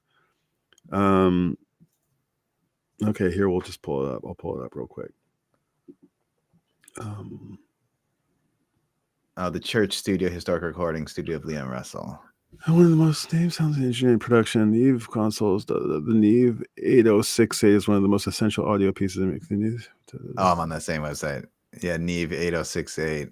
Producing. Okay, wait. The Church Studio acquired it from Los Angeles private studio. Okay, my bad. But prior to arriving in Tulsa, experts took 4.5 years to return it. Wow. I mean, I'm a Neve guy for sure. Lanois is credited with having multiple studio locations in the Oxnard Teatro Theater, sometimes called El Teatro, formerly Spanish language theater. Yeah, there it is. There's this. Oh, that's the old one, maybe. Oh, here we go. Wait, look at this. The Church's Studio Neve was also credited in 3 albums. YouTube, Bob Dylan's album Time Out of Mind, dude. That board recorded Time Out of Mind. Lanois and Emmylou Harris's Wrecking Ball. Credited in 3 albums by YouTube. I wonder which 3 albums. Yeah. Dude, Time Out of Mind. Yeah, that's a good sounding record. Man. But it's also, I think it probably would have sounded great on another board as well. But I do love the Neve sound. That's really a nice looking board. Damn. With those NS10s on top. That's nice. No idea. Oh, those speakers sitting right on top of the board. Black with the white cones. Well, that is hold on, let's just see real quick. The Church, Tulsa. I wonder if we can get a few more pictures. It was poor Leon. He lost all his mind. Like he got so many hanger-oners, and he got divorced 4 times or something like this. Yeah. Okay, and then here's the Church. There's their little logo. Let me see if I can pull up an image. Yeah, so it's like this beautiful historic, stone church. It was one of the first churches in Tulsa. Over, very old, 150 years old, something like this. And yeah, beautiful. Oh yeah, it's on the website here. The Church Studio Institute. Yeah. It's kind of cool. So, and they're trying to be like a premier place where people, not only just for a recording studio, but my friend's band is recorded there. Looks like that's cool. Okay, that's cool. They're on the client list. Yeah, when I was there, there was somebody like, I forgot who it was, but there was some band traveling through, and they're like, "Don't tell anybody, but so and so's here right now." I was like, "Oh, okay, cool." But they have an incredible collection of all Leon stuff. The same as like the Bob Dylan place. They have like the nudie suits and like the hats and just like these drawers and drawers of pictures and all kinds of cool stuff. Really cool stuff. And he had a studio.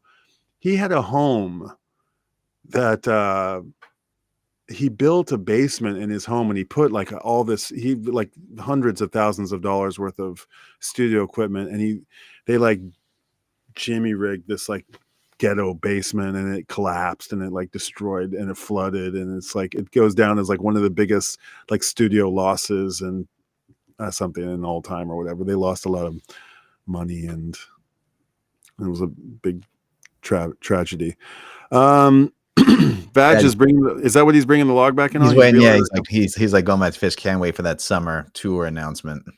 Was there an announcement? Columbus, no, Chicago? He's saying he can't wait. I mean, they just, the spring tour just went on sale. Whoa, check this out. I opened for Leon like 2009. That's awesome, dude. Very cool. When did you see him in Tokyo that last time? I saw him a couple of times here in Tokyo. Actually, when was the last one? What year was it? I'm gonna guess like 2009, right around that time. Not too long before, but it was like 2007, 2008, something like that. And there's this funny story about how I pissed him. I was backstage and I met him, and my dad had told me that he had a girlfriend who lived next door. Like he used to come around. I remembered him from my youth. It's kind of a funny story. I've told it a bunch of times, but I went and told him this story backstage that my dad had mentioned that I had actually met him once as a baby, or met him several times as a baby. He used to come around, and I said this, and I fucking pissed him off, and he he shouted at me to get out of the dressing room, and I like really made a bad impression. Bringing up old bad memories or something. Basically. I felt so bad. And then he came back the next year and he was like, you can tell your friend to come back, but tell him don't tell him not to bring up his old story. And I was like, I'm not going. It's fine. It's fine. But the fact that he remembered me was kind of charming. And it was funny.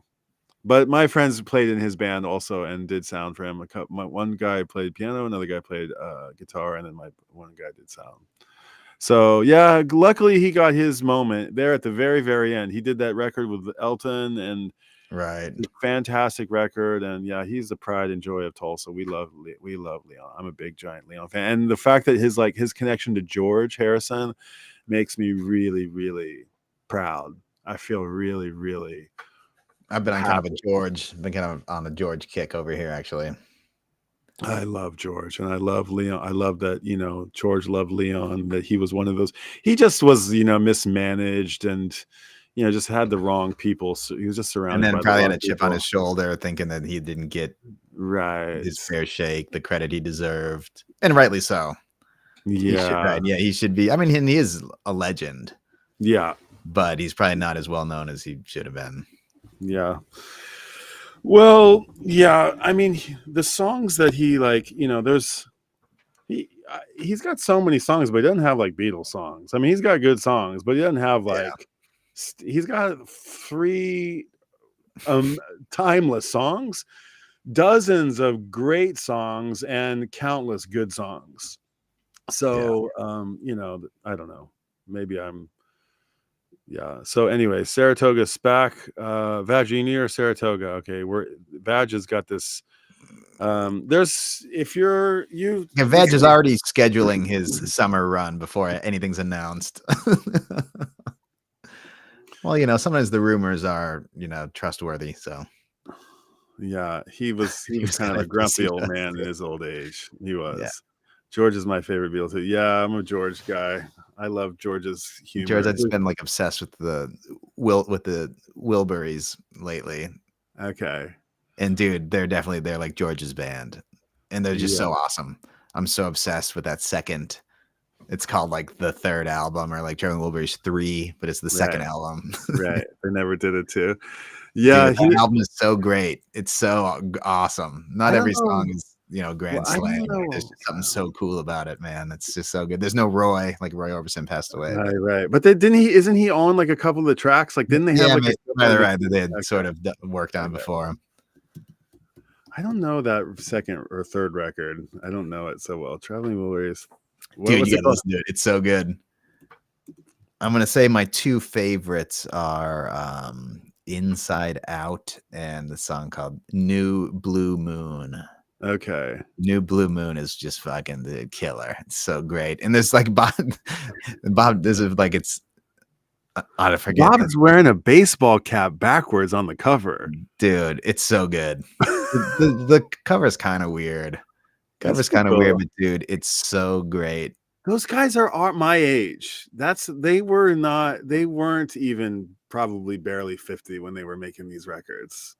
Yeah, maybe 50 then might have felt a little different than it does today, right? Yeah, it's crazy, man. It's crazy. But yeah, New Blue Moon, Bob Dylan pops in and out here and there. He does a few bit parts, and he does this funny kind of Yahoo kind of Yelp thing that's just so funny. It's so awesome. Oh, really? Okay. It's not that full blown, but he goes you give it a listen. It's quite cool. New Blue Moon, and there's great slide guitar from George, and it's just I heard Brainwash is getting a re-release. Oh yeah, and makes you want to go listen to a few more of those later George solo albums. Oh, that Brainwash record is so good. I love that one. Dude, a lot of great solo George, man. I actually heard a interview with because Danny Harrison he's in the He's like news. the archivist now. Yeah. Right. He's like, and I listened to something really long. I listened to like an hour long interview talking about, like, Hare Krishna and about meditation and talking about yoga and with somebody from like the Yoga Institute of somewhere else. And that was like the center point of the conversation, but it kept going off into music world, but it kept coming back to yoga. It was really interesting. Huh, And cool. he talks about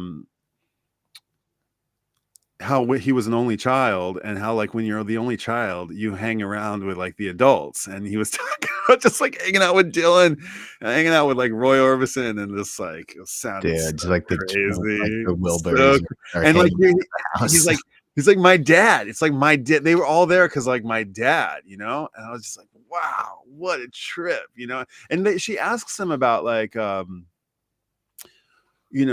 is it from like a spiritual point of view, like to be the kid of like a very famous person? And boy, what could I talk? I mean, it was a fantastic interview. I'm going to try to find it and drop it for you guys. It was really, he was just saying how like his dad, he like his dad died in the middle of Brainwash, and he and Jeff Lynne like put it all together. But it was like his dad was giving him like instructions up until the last minute to like make sure this goes down this way. And he talks a little bit about it, and he said they felt fully confident that the album was to what their father would, or him and Jeff, like they were confident that George would have been happy with the result of it. And that song, that tune off of that Bois, what's the name of that record? There's one funky named song on there that's sort of this like Durham, there's some sort of guitar thing that's on that record that, man, that's a record I'd spend $100 on. Yeah, I've seen it a couple of times. And I'm just like, on Brainwashed. I would spend $100 on that record if I found it in the wild. But I will wait for the repress to come out. I don't want to spend $100. Gotcha, man. It's like 15 years after Cloud 9. Oh, Cloud 9's another great record. It's highly underrated. That When We Were Fab, that's a great song. Yeah, when we was fab. When We Was Fab. I love that song. And then that's like that was one of the first. Oh, that reminds me. I was a Tiffany. I remember like that song was like the Tiffany, I think We're Alone Now. That was like, and like I got my mind set on you. They were like #1 in the same like summer, I think. And because I remember them being both at the record store, and I saw Tiffany. She's like, she does performances at Disneyland, and she's still out there singing that song. She's still like red hair. Do you remember Tiffany? Do you know who I'm talking about? Alone Now is so good. She's still out there, and she's kind of like, oh, it's interesting because I think We're Alone Now is like I want to find this interview with keep talking. What's his name? This is it. I got it. The Shondells, Tommy James and the Shondells. Oh, that's the very first concert I ever saw in my life. That's my first concert. Tommy James and the Shondells. Because I think We're Alone Now, like Tiffany, like that's a cover of an old 60s song. And I Got My Mind Set on You is also a cover of an old, must be early 60s. Which I like never knew. I remember like first hearing it. What's his name? James Ray. James Ray. Okay. Really super good. I mean, I think the George version kind of suffers a bit from that kind of 80s sound. Yeah, but it was a goofy, it was a goofy thing. And I cool that, like probably a song that he loved as a kid, he got to like have like a huge hit with. That John Lennon record is one of my favorites of his, where they're singing like and that bit with like Chuck Berry, Yoko Ono starts screaming. Chuck Berry's like, he doesn't know what to make of it. Part of me almost, I feel like I've heard people like think that like it was staged, like even Chuck was in on it. Right. But who knows? I really don't know. It does seem like he's like, freaked out. But who's your favorite Beatle? If you're on the comment, if you're in the peanut gallery, tell us who your favorite Beatle is. Do you have a favorite Beatle? Do you? What Michael? I mean, I know you. If Well, you love the Beatles, you you mean go like, in circles. But yeah, let's say Almighty and the Almighty favorite. so not like while they were in the Beatles, or whose solo career do I like, or who do I like as a person? Like everything, Okay, all of it, answer it however you want to answer it. It's up to because you. that's You tough. interpret it. Yeah. But Oh, you're a Paul guy. You're a very big Paul dude, right? I'm a huge Paul guy, and I could talk about Paul solo stuff for for hours and hours. But right now, I'm in a real George zone. Wait, Tristan opened for the Beatles. Really didn't know it. No, Pete Best band didn't. Man, you're right. So what happened? What happened there? Man, you can't. Yeah, you just can't say that. You can't say that. I mean, Pete Best is probably my favorite. Man, Yeah. Oh, I mean, do you consider I think George. I think it has to be George. I think George is. Really Well, interesting. again, I think we need to break it down. Okay, And it's almost like, who's your favorite Beatle? Early, mid, late. Who's your favorite Beatle? During the rooftop sessions. Who's your favorite Beatle during the White Album? It's like there's just too much. There's too much nuance. My favorite version. My favorite. Yeah, post. I think George, John, and I like I really John, like John too, but John is kind of a broken dude, and he's tortured and he's angry, and there's all those interviews in the 70s where he just like shits all over all the Beatles songs and everything. And I think if he was not murdered, I think he would be, he'd probably have changed a lot as a person. So just like straight, but if it's just like straight songs and straight like songwriting, I mean, probably, man, it's so hard. And Paul's had such like a monstrous solo career, the kind of like solo career that John and George both should have had that they couldn't have. And Ringo, I don't want to talk about Ringo because all those EPs he put out during COVID, they're just so half-assed. And his like new country album is also just like, I did listen to it. It's just, dude, it's just like, so, I mean, I'll go on record because so many, every review of that album is like, go, this is a great, Ringo's back and it's his country record. And this is the albums that Ringo used to make, but it's just so bad. It's so bad. And he's just like rhyming like light, might, right. They're just like, the rhymes are just like so sloppy, and before the production's bad. It's like these Ringo, you listen to a great sounding Paul solo album, and then Ringo's are just like Steve Lukather writing these like half-ass pop songs, and it's like synth horn section, and it's just like feels slapped together like a cash grab. Like, I'm Ringo, I should just put out a record and make some money. And it just doesn't have the artistic integrity that I think Paul, still strives for. That said, Ringo is my favorite Beatle. I love Ringo. I think Ringo does have the Fishman. He's the ham. He's up for a joke. And I think part of that is kind of the glue that holds it together when there's some bigger egos at play among the more, main songwriters of the group. In that sense, I think you could really compare Phish and the Beatles. 40 Man says, was John Lennon now McCartney, but Pele is still the best football player that ever lived. That's funny. And probably as you get older, you go through, I think, when you're, I think you probably have phases too, where you associate more with George or John or Paul. Yeah, for sure. At different times in life too, through high school. And I mean, if it's like you or me, or where we just like had the Beatles in our lives forever, and you've been obsessed with music, then like those you definitely like can really relate to the different like kind of archetypes, the personas. It's almost like which Beatle would fit Best dude. Okay, man. 4D. Who is 4D Man? I've not Cool seen dude. that He's cool before. dude. He's this guy who's he's in Manchester, and he's a musicologist, writer, author. You'd get on with this dude real well. He's a cool guy. He's maybe 10 years or my senior maybe. And My first thought is that John could, like, you like when Neil Young just walked on stage during like whatever that benefit show, what's it called? Where like Neil, right? He just like walked up during that Phish jam and just picks up Trey's extra guitar. I feel like John could go in on the right song and shred like that and sit in with Phish. But at the same time, he's not going to have any theory or knowledge, like, and I think even Paul to an extent is all self-taught, and I wonder, I'm sure he reads way more music and probably knows his way around the piano more than John did. So you could think that Paul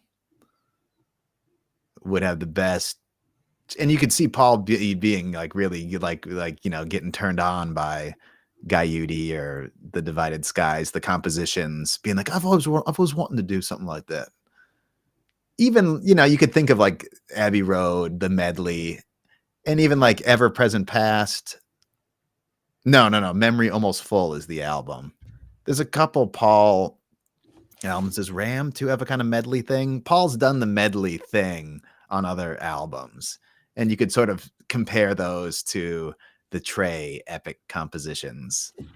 You know, yeah, Paul's got the thing where he's obsessed. He can't stop. Right, the guy can't not. Yeah, be writing right. music. Yeah, We made that comparison too, and there's no edit. There's no editor. There's no edit button. It's like, oh, I got 12 songs. Put an album out. Here's another 12. Let's just go. And he's just, yeah, him and Trey are just forever. There's just too much music. They're just cranking songs out forever, for better or worse. Let me put this out there. I've got a story of the story to end all stories. I'm not going to tell it on publicly because it's just the craziest fucking story.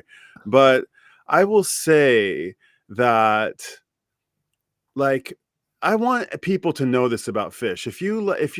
This is the thing that I love Phish curious. If you're really Phish curious, this is the thing that I think you should know about them.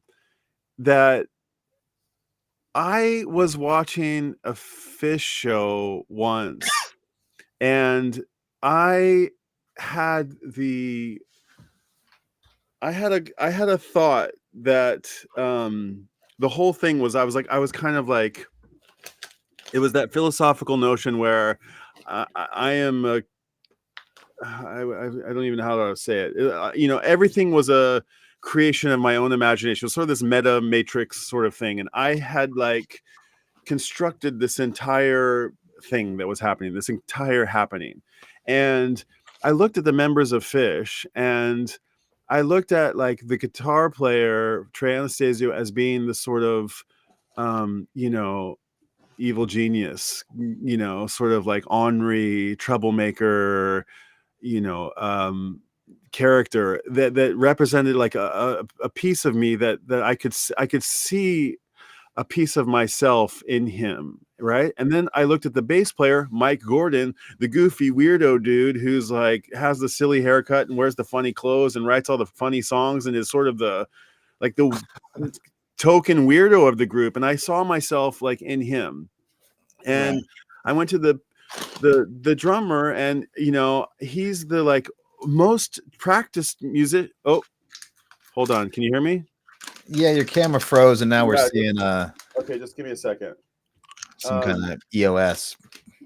And let's see if camera disconnected or something. Yeah, I don't know if this is gonna pop right back on, but let's see. Yeah. Oh, how about that? Okay. And John Fishman, the drummer, who's wearing the frock and who has like equal parts, you know, evil genius, sort of weirdo dude, you know, goofball, right, comic relief, not the sort of weirdo that Mike Gordon is, which is like the, you know, sardonic sort of humor, but the sort of like goofball comic relief of the band. And Yeah, the the guy over Ringo, there, more Ringo. yeah, the guy who'll eat like a golf ball size of wasabi just to see, you know, what'll happen. And I saw myself in that character.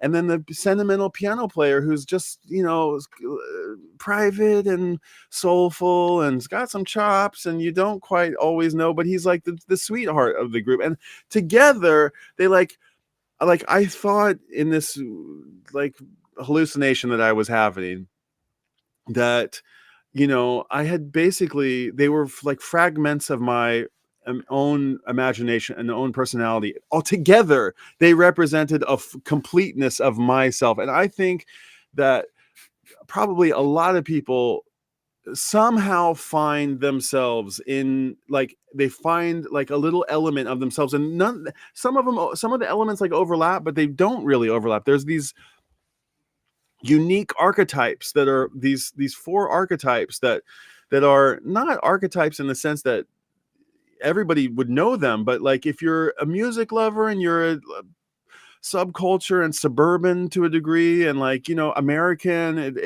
there's something about these like 4 disparate pieces that we always say are greater than the sum of all the parts. And the Beatles are, I know that for a generation before Phish, that's what the Beatles, I think, if you can see that in the Beatles, and I'm sure you can, if you can see like Paul is the sweet, sentimental, over sentimental, sappy one, but we need him on the team because he brings all the heat, and you can see, you know, you need a little bit somebody to offset the happy-go-lucky nature of Paul, but Paul's also got, you know, he's got an edge to him, and then Ringo and George, and you know, the exact same thing. If you can see a little bit of yourself in each of the Beatles, you can. That's essentially why we love.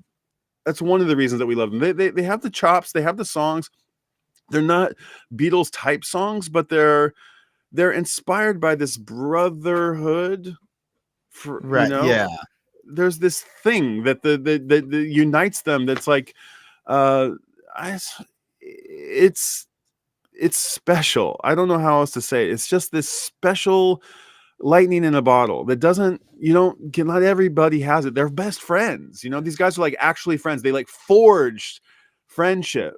Right. And you look at the Beatles, and like, even though they had their falling outs, you just know that they were like brothers. Everything transcended that. All the music transcended that. And that's what is so special about this crazy band Phish. We don't like them just because they're like, you know, goofballs, or they're weirdos, or they're like a specific genre of music. They have that, I believe, they have that thing that the Beatles had. Maybe you don't hear it, it doesn't come to your ears the same way it does to ours, but like they have that magic dust sprinkled on them that the Beatles had. And yeah, one of them goes. I mean, Zeppelin, I look at Zeppelin and like, John, try to put a different John Bonham in Zeppelin. I mean, maybe Zeppelin didn't have the, you know, you just don't have the same, it's not the same thing anymore. And I don't know, there's something inspiring or inspired to see like 4 things. 3, you know, the Police, Nirvana, like to see 3 of them, it's like incredible. To see 4 of them, you know, like George Harrison keeping up with John, Paul, and Ringo too, you know, like everybody respects Ringo's playing, you know, like it's just this crazy coincidence of events, crazy serendipity for those 4 personalities to come together. And I look at Phish the exact same way. Yeah, man, you're right that, yeah, we would, if we were going to match them up. Yeah. Mike is the John Lennon for sure. You almost can't, because it's like it's pretty simple, right? Phish, Ringo, Trey, Paul, George Page. Because I was always kind of like, I guess you're like, yeah, I guess Mike is you know, he's true to himself even in his strangeness, and John's definitely the weirdo. Wow, I never saw that. John's definitely the weirdo of the Beatles. Paul's like the well-mannered, grew up in a nice home. Yeah, maybe I guess his mom died young, and him and John had that in common, right? I think that's probably how they kind of bonded. Yeah, you said that Get Back was really telling about how what a goofball John was. I Right. know you see him in the interviews, but when you see him like with the funny faces and like being a goofball like on the stage, you're like, wow. And then you this look guy at the was- cover of Billy Breathes, you're like, oh yeah, that's John right there. It could be, but yeah, it's an interesting comparison. I never put those two and two together. Pretty interesting. Good question, 40. I like that question a lot. Sorry, we had Steve. The chat's been going off. Yeah. Okay, sorry. Shall I skip ahead? Sorry, guys. The chat's hard. I need to get you in charge. Is the chat? We can't. Yeah. Yeah. 40 Man, actually, he's coming onto my Tokyo Record Style chats, and he's got this hack where if it's a comment that's meant to be addressed to another person in the peanut gallery that we don't, I keep stopping to address it, which is, I'm killing the idea of the whole brackets, the parentheses that it's in. But if it's in parentheses, then it's meant to be something that could be skipped over. It's because there's two people talking to each other, which is kind of a clever thing. I live vicariously through many bands as well. Yeah, that's essentially what we're doing. 4D is actually thinking 24D. Let's see. I don't want to think that way, and I'm pretty positive as a whole. But the more we find out about history being only told, there was like they were talking about. There's like, have you ever heard of this? I've heard of this. The Tavistock Institute or something, like one of these rumors that like the Beatles were manufactured, like the Beatles and the Stones were manufactured, and like how would they be able to write it? Like, yeah, and then I think 40 Man mentioned Shakespeare. Like, oh, how could one person write all these Shakespeare? Right. It's 10 different people all using the name Shakespeare. Right. I think the Beatles are the Beatles, though. There's all those rumors. Man, what's his name? Purdy. What's his name? That drummer, like legendary session drummer. He like is in many interviews saying that he re-recorded drum parts for like American releases of Beatles songs, and he's all over all these Beatles recordings. But oh my gosh, Buck stops here. Stefan is here. He's the guy who was listening to Billy Breeze. Had to sleep, just up, kind of confused, waiting for this. Sorry, dude. He's the one who's. I said to him, "Hey," he said, "I listen to Billy Breeze." I said, "Hey, come up," and he's like, "So are you coming? So are you going to come up?" I'm like, "Yeah, maybe 9 o'clock." Oh, Bernard Purdy. That's it, Tristan.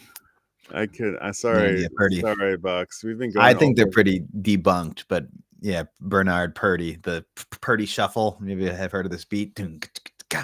He's like a famous drummer. It has a name. Okay. He's been on like many on many interviews. He's talked about like how he's actually playing drums on all these Beatle recordings. And I think if you look at the like all that EMI, all the Abbey Road stuff is like well documented. Like the dates don't line up for anything that he says he played on. And maybe there were obviously Capitol Records. Right. Capitol Records totally changed the track listing. They put singles on, they took stuff off the Capitol out, and stuff's in stereo instead of mono. Like there's stuff all over the Capitol, right? The US versions that are not on the original UK versions of those Beatle records. So you could maybe think that maybe someone wanted a drum part replaced, and maybe he played on something that I don't think if it happened, I don't think they ever got released. I don't think there's all these conspiracies about different people playing on. I don't know. It is kind of fun though. Nothing. I mean, they're fun, I suppose. Bernard Purdy, the Mississippi Bigfoot is his nickname. Wait, well, man, Buck stops here. Do we want to talk about the Billy Breeze? Yeah, Bucks. Next time. We can do it. Well, we can do it. How long? He says you got me totally digging Phish. What a band. Okay, Buck stops here. Stefan is a cool dude. Do you want to come up, Stefan, and talk about Billy Breeze? The only thing I'm mindful of is that we've already been going for 2 hours and 8 minutes, and that's pretty long. That's a long log. What is this? This is a macro log. This is a macro log. There's macro logs. There's log. There's dog logs. There's mini logs. There's micro logs. There's nano logs. A particle log. There's the particle log doing the things, the particle log. And there's the cork the log. cork log. The cork log is the shortest of all the logs. The cork log's when I just called Brian. I'm just like, oh, hey, dude, did you hear that sick, did you hear that sick hood in the encore last night? Yes, exactly. But we go for you have a little more juice. I mean, yeah, 5'10", maybe. Just like okay. Do you want to come up and say hi? I wanted this is 7. You're most welcome here. Well, let me send you a link. If you're up for it, come up and just at least say hello. We'll talk about Billy Breeze and we'll get it going. Anybody else want to come up? Send me add Tokyo Records style on I mean, we're like literally we gotta set a little bit of a heart out here. Like it's just because this was kind of a last minute thing. For like 10 minutes or something. Yeah, 10 minutes. We'll nice. go 10 more minutes. Yeah, let's come say hi. But if anybody wants to come up, send me a Billy chat. Breeze and we want to do a follow-up. I can't link without a wrench. I'm going to, yes, hold on. I can't link without a wrench. You can't link. Do you want, send me a link on Tokyo Record style. We're not doing wrenches. I'm like anti-wrench, actually. Wrench, you don't know about wrenches, Michael, but I don't even think I want to know. Yeah, I'm down on wrenches, but I may have to change. Wrenches are a way, it's like making everybody moderators, and when you can either make one person a moderator, or you can make 5 people a moderator, or you can make like half of your people moderators. And when you make them moderators, they stay moderators. But then people start saying, why is he a moderator and why am I not moderator? And I don't want to. I just would rather be the only moderator. But the thing is that when trolls come, it's very high schoolish. So if you want to send me a message, then send me a chat on Tokyo Record Style on Instagram, and I will send you a link. And Steven, I'm going to send you a link. And you don't feel obliged, but we'll go 10 more minutes. And if you get the link and you want to pop up, otherwise we'll revisit the. I'm sorry that it just didn't line up that well. Yes, I think I was. Yeah. No, it's not. It's Michael. It's my fault. I obliged Michael to come on, but I knew that he was busy with stuff. What am I doing here? Okay, get the link. Where's Steven? Oh, come on. Don't make that hard for me. Let me do this.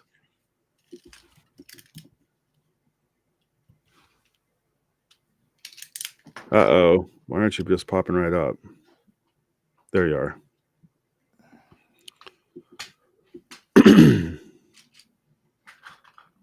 Steven's in Cape Town. And I don't really want to oblige you. Tristan, you want to come up or you want to come say hi? I don't know if you're an online YouTube person, or 40 Man or Vag. Vag is a sort of faceless channel. Tristan, I think it's just us, really. Although there's 9 people who are claimed to be watching. I don't know if we count as 2 of those people or what. But we'll go another 10 minutes. Good question. No Vag, but pop the link. Okay, so he is going to come up, I think.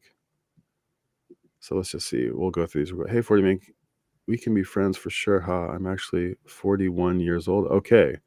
41, Tristan. 41. You're close to 41, right? You're close to that. I'm 48. I'm just up later. Okay. I'm cooking breakfast, says 40 Man. You don't really want to see that. Okay. That's fine. So 40 Man says my toxic optimism. He's not calling it toxic. Is rubbing off on him. He claims to be a curmudgeon. I don't think it's true, but he's saying that some enthusiastic positivity is rubbing off on him slightly, which I'll take as a compliment. I'll message you for a plan. Stay up and then dropped. Okay, well, we can do it. Yeah, whatever you want to do. Let's see. Hold on. It's just good to hear that he's digging Phish.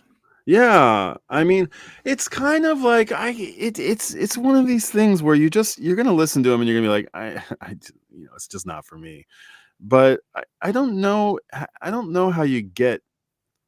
I don't know how I can impart on you what I just tried to explain to you about these guys. I think it's like coriander, cilantro, pakshi. Yeah, there's no accounting for taste. You just gotta, You like it or you don't. Like Yeah. I went on my rant about Eric Clapton, like, oh, all this technical skill, all this ability, and this is the crappy music that he produces. Like that argument can, is exactly the kind of thing that people are going to say about Phish, right?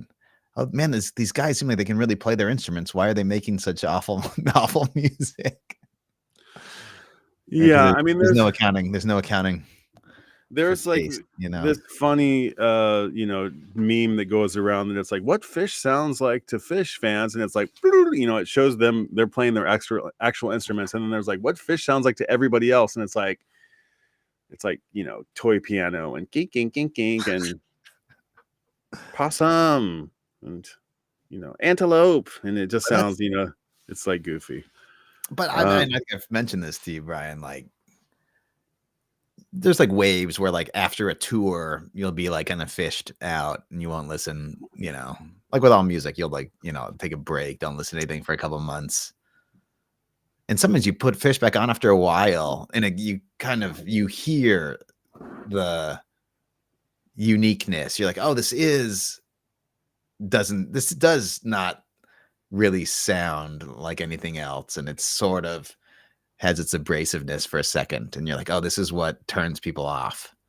I'm hearing the thing that turns people off, and I'm also kind of out of, it's been a month or so I didn't listen to any Phish, and I'm gonna like get back into it. But I've had that experience where like kind of I think I can hear what's gonna turn people off, and it's the same thing that's gonna that we love as fans, Steven said, Buck Stops Here says, I also did the scene on the show. I'm getting it, Brian. Their work with MMW cemented it for me. Yeah, Medeski, Martin, and Wood. I almost want to say that, like, if they're, Medeski, did you ever see Medeski, Martin, and Wood before? So I got into Phish during the hiatus. First, show I saw was Trey Band, the first tour. And they played Alpine. I grew up in Minneapolis, and Medeski was playing for some reason. Russ the drummer, who's Ray Pachowski. For some reason, he wasn't there. He was on all the tour, but this one stop in Alpine. Oh yeah, Medeski played keys. I don't know why. Yeah. And there was a couple songs where like Trey and Medeski were going off, like playing off each other and just like shredding. But I don't know a whole lot of Medeski, Martin, Wood, but I like came to know them because I saw him sit in with Tab. I want to put them on another plane. They're a level above even the Phish guys. They are like of John Medeski especially, but all of Medeski, Martin, Wood. But like Chris Wood's from Boulder. They used to come. They played Boulder all the time. I've seen them a dozen times. And I should John Medeski is like, he is on organ. He's not a vocalist, so that's one thing that separates him, but he is a master of his instrument. And yeah, there was so much energy in that band, and I get that. I want to put him on like, I kind of want to put him in the same realm. And if you dig on Phish, or you dig on Medeski, Martin, Wood, or if you don't know either of these bands, Medeski, Martin, and Wood is sort of a modern jazz three-piece that played with like organ, right? DJ Logic a lot. Yeah, there was also sampling over it's this kind of soul, funky, jazzy, hip-hoppy kind of. Yeah. And John Scofield, there was a great record called A Go-Go that they did with John Scofield that was like solidified. I mean, not that they didn't have a square footing in jazz, but they had like, with a guitar play, because there's upright bass and organ and drums. And when the guitar came in, oh my God, like it was just like the most supremely awesome chops. It was like the best band to see ever. And but no song, no lyrics. So that's a distinguishing mark about them. But I think if you can lose yourself in the music of MMW, then you can definitely lose yourself in the music of Phish. Agree, Tristan. Okay, wait. I saw MMW when we made the Dave Matthews Band film in the 90s. Okay. Dave Matthews film in New York City in the 90s. Okay, I didn't quite. Okay. So that's an interesting thing. So Stefan is from South Africa is connected to, he's a filmmaker, and and that's an interesting connection. That's an interesting endpoint, Stefan, is that Dave and Trey are like best buddies and have been from like the early days. There was the Horde thing, the Horizons of Rock developing everywhere, this rock festival that took Dave Matthews and Blues Traveler and Spin Doctors and Allman Brothers and Phish, and who else was on that? Like Right. Aquarium Rescue Unit and all these cool bands from the like early 90s. And who else? Widespread Panic, I want to. Panic probably was among them. Yeah, there was over the years they changed, but Dave Matthews was in that circle of musicians, and he and Trey went on this famous trip together to all across Africa. I think they went to West Africa, they went to East Africa, they certainly went to South Africa, and they saw they played with so many of these blues legends, people who you will know very well about, who we won't know about. But I know that, Trey talks about he and Fishman went to a show in camp on campus, King Sunny Ade, that were like, right.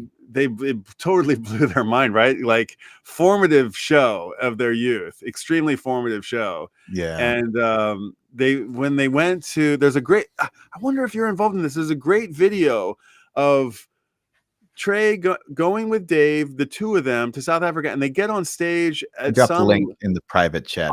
Dang, dude, you got to see this. They play bouncing. They get these, they get these West African like guitar legends to play. Oh wait, I'm gonna drop it in the chat there, and I'm gonna pull it up myself here. I'll play a little bit of it. Looks like it was on VH1. Oh, is this? Surely this is not what Stefan was involved in. But this is definitely the thing that I saw, where he teaches the band bouncing around the room. Okay, hold on. Here we go. We're gonna play this. Oh, it's orchestra like Bob or something. I totally know that group. Oh, what's do I need to stop share? How do I didn't see the, hold on, let me see, how do I share the audio? How do I do that again? It said to just share a specific tab instead of share tab. Do I have to turn? Okay, it's on. All right, sorry, let me try that again. And the audio, I just have to turn it up. Can you hear it? Yeah. Is it clear? I've always been interested in the roots of music, and obviously it all started in Africa. Don't tell me you're involved with kings of their game in their kingdom. I am Rudy. How are you? We're coming here entirely as students. The sharing quality of the music that I think is missing, certainly in the pop culture in America. When you can make that connection with somebody, you're instantly, for life, connected.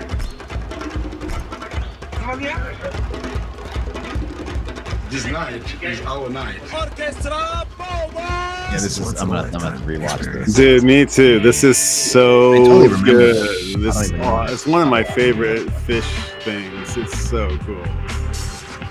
Yeah, I'm gonna stop there, but maybe I'll just it's a little bit of a one balloon part. night because this is the last show that. So he takes Trey. Yeah. Tour and, how do I get back to it? A little bit, who knows when we'll get another chance to get together and share the stage. Thank you for coming tonight, but it's been a pretty amazing time being on the road with I don't know how. and with everyone else, but I don't know how to get. a high point of my It's life embarrassing. so far. I want to zip forward in it, but I can't find the freaking tab. Oh, here it is. Okay. So they're like best buddies, and like when Trey got when Trey had like this terrible drug and alcohol thing. It wasn't like the worst, but it was pretty bad. And I know Dave was instrumental in helping him get out of his funk. And so the giant Phish community, even if you want to throw a little shade at Dave Matthews because he's fun to not like or whatever, because he's on the radio too much, that's his worst crime, then, that's one thing. But the Phish community has a giant debt of respect, a gratitude and respect to Dave Matthews for being there as a buddy to our hero, and just like being a source of solidarity for the dude among his bandmates. And Dave, they don't align their schedules, but like I think over the last 5 years, like they've been both of them will be in California or in Mexico or in New York at the same time, and they'll both make appearances just like this on stage, and they know a couple of each other's songs. It's awesome. So the Dave Matthews people, they're stoked to see Trey. And Extra long. I'm going to Senegal in the morning. I'm going to go sing or play guitar or neither. So anyway, they go on this thing, and it's 44 minutes of awesomeness. And they take him to like the trade, the place where the slaves left, Senegal. And it's like, it gets heavy in a few places, and you learn about what inspired these, the music that was coming from here, and why Trey was, why this was so important for them to go together. And then they get on stage for this concert at the end, and It's really quiet. So soft. It's just, and so Trey convinces them to play a Phish song. Super cool. Okay. I hope. Could you? They dance above me as I sing.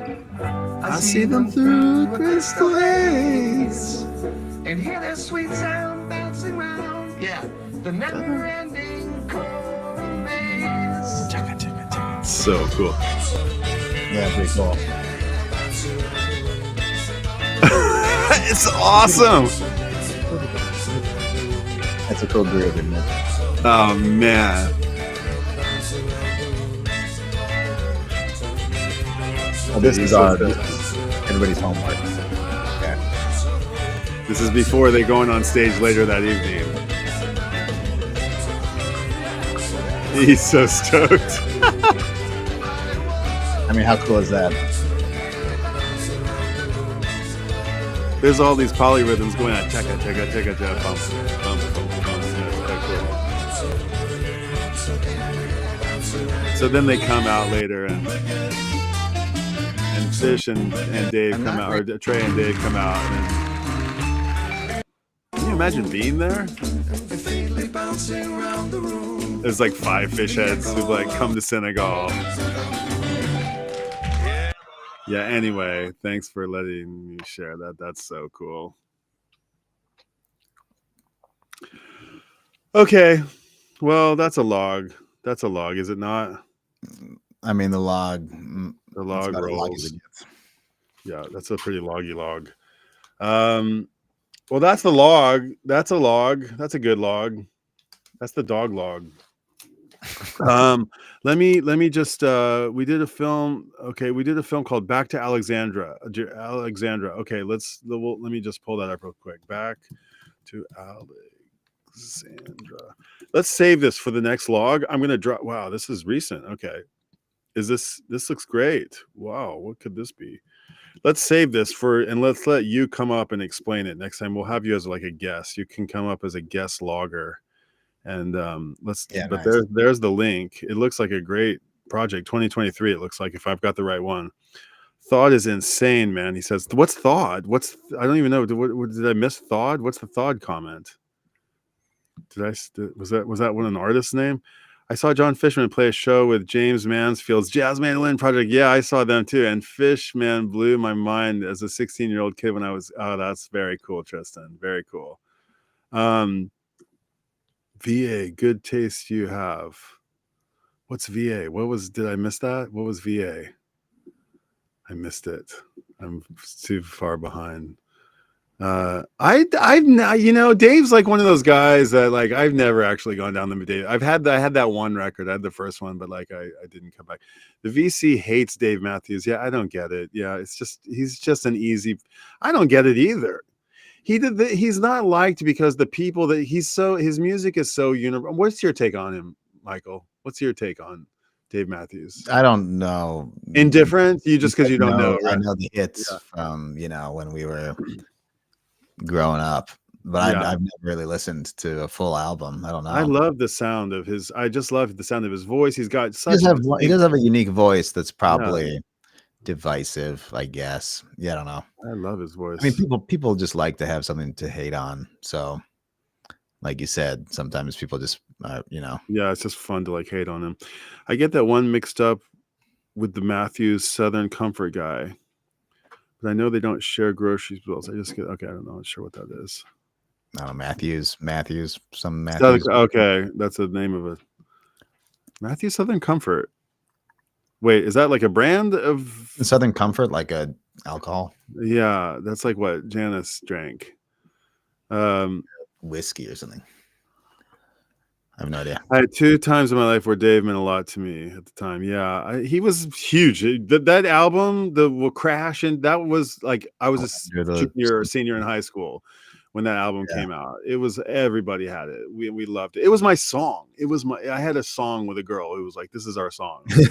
Nice. Seriously, yeah. Vag, we are not VC stereotypes. Says okay.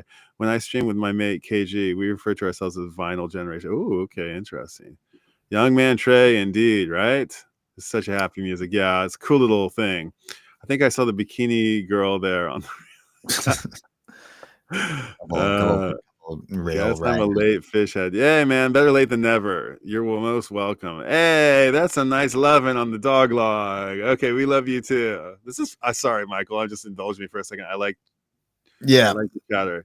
Bucks. I hate to be the one to say that I got to bounce, but okay, all right. See everybody. It was fun. Yeah, it was fun. But yeah, we want to hear your take on Billy Breeze next time. Yeah, please do. Please come and let's keep the log rolling. I mean, Michael's right. It's easy for me to be like, yeah, let's get out there and let's megaphone the log out there. And Mike's like, Michael's like, we don't need to just to let the log be the log. I'm like, yes, okay, he's right. Yes, just let the log be the log. So.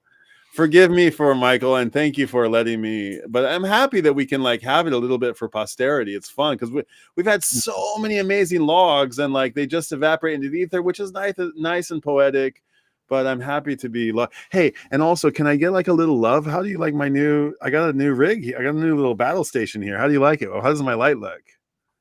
I got a new light. Okay. I mean, yeah, does look good. I'm working well on lit. it. I'm gonna put some Christmas lights. I'm going full Monty YouTube, dude. It's okay. Gonna get ridiculous. Yeah, Sounds we'll see. Good. All right, man. Have a good rest of the Sunday night, and yeah, best to all. And hope you get a good dog walk in, and hope there's no I do some logs on the way. Yeah. Yeah. Nice. Well, yeah, man. Everybody, do your homework, and we'll see you on the next log whenever it is. Make sure you properly review all the material.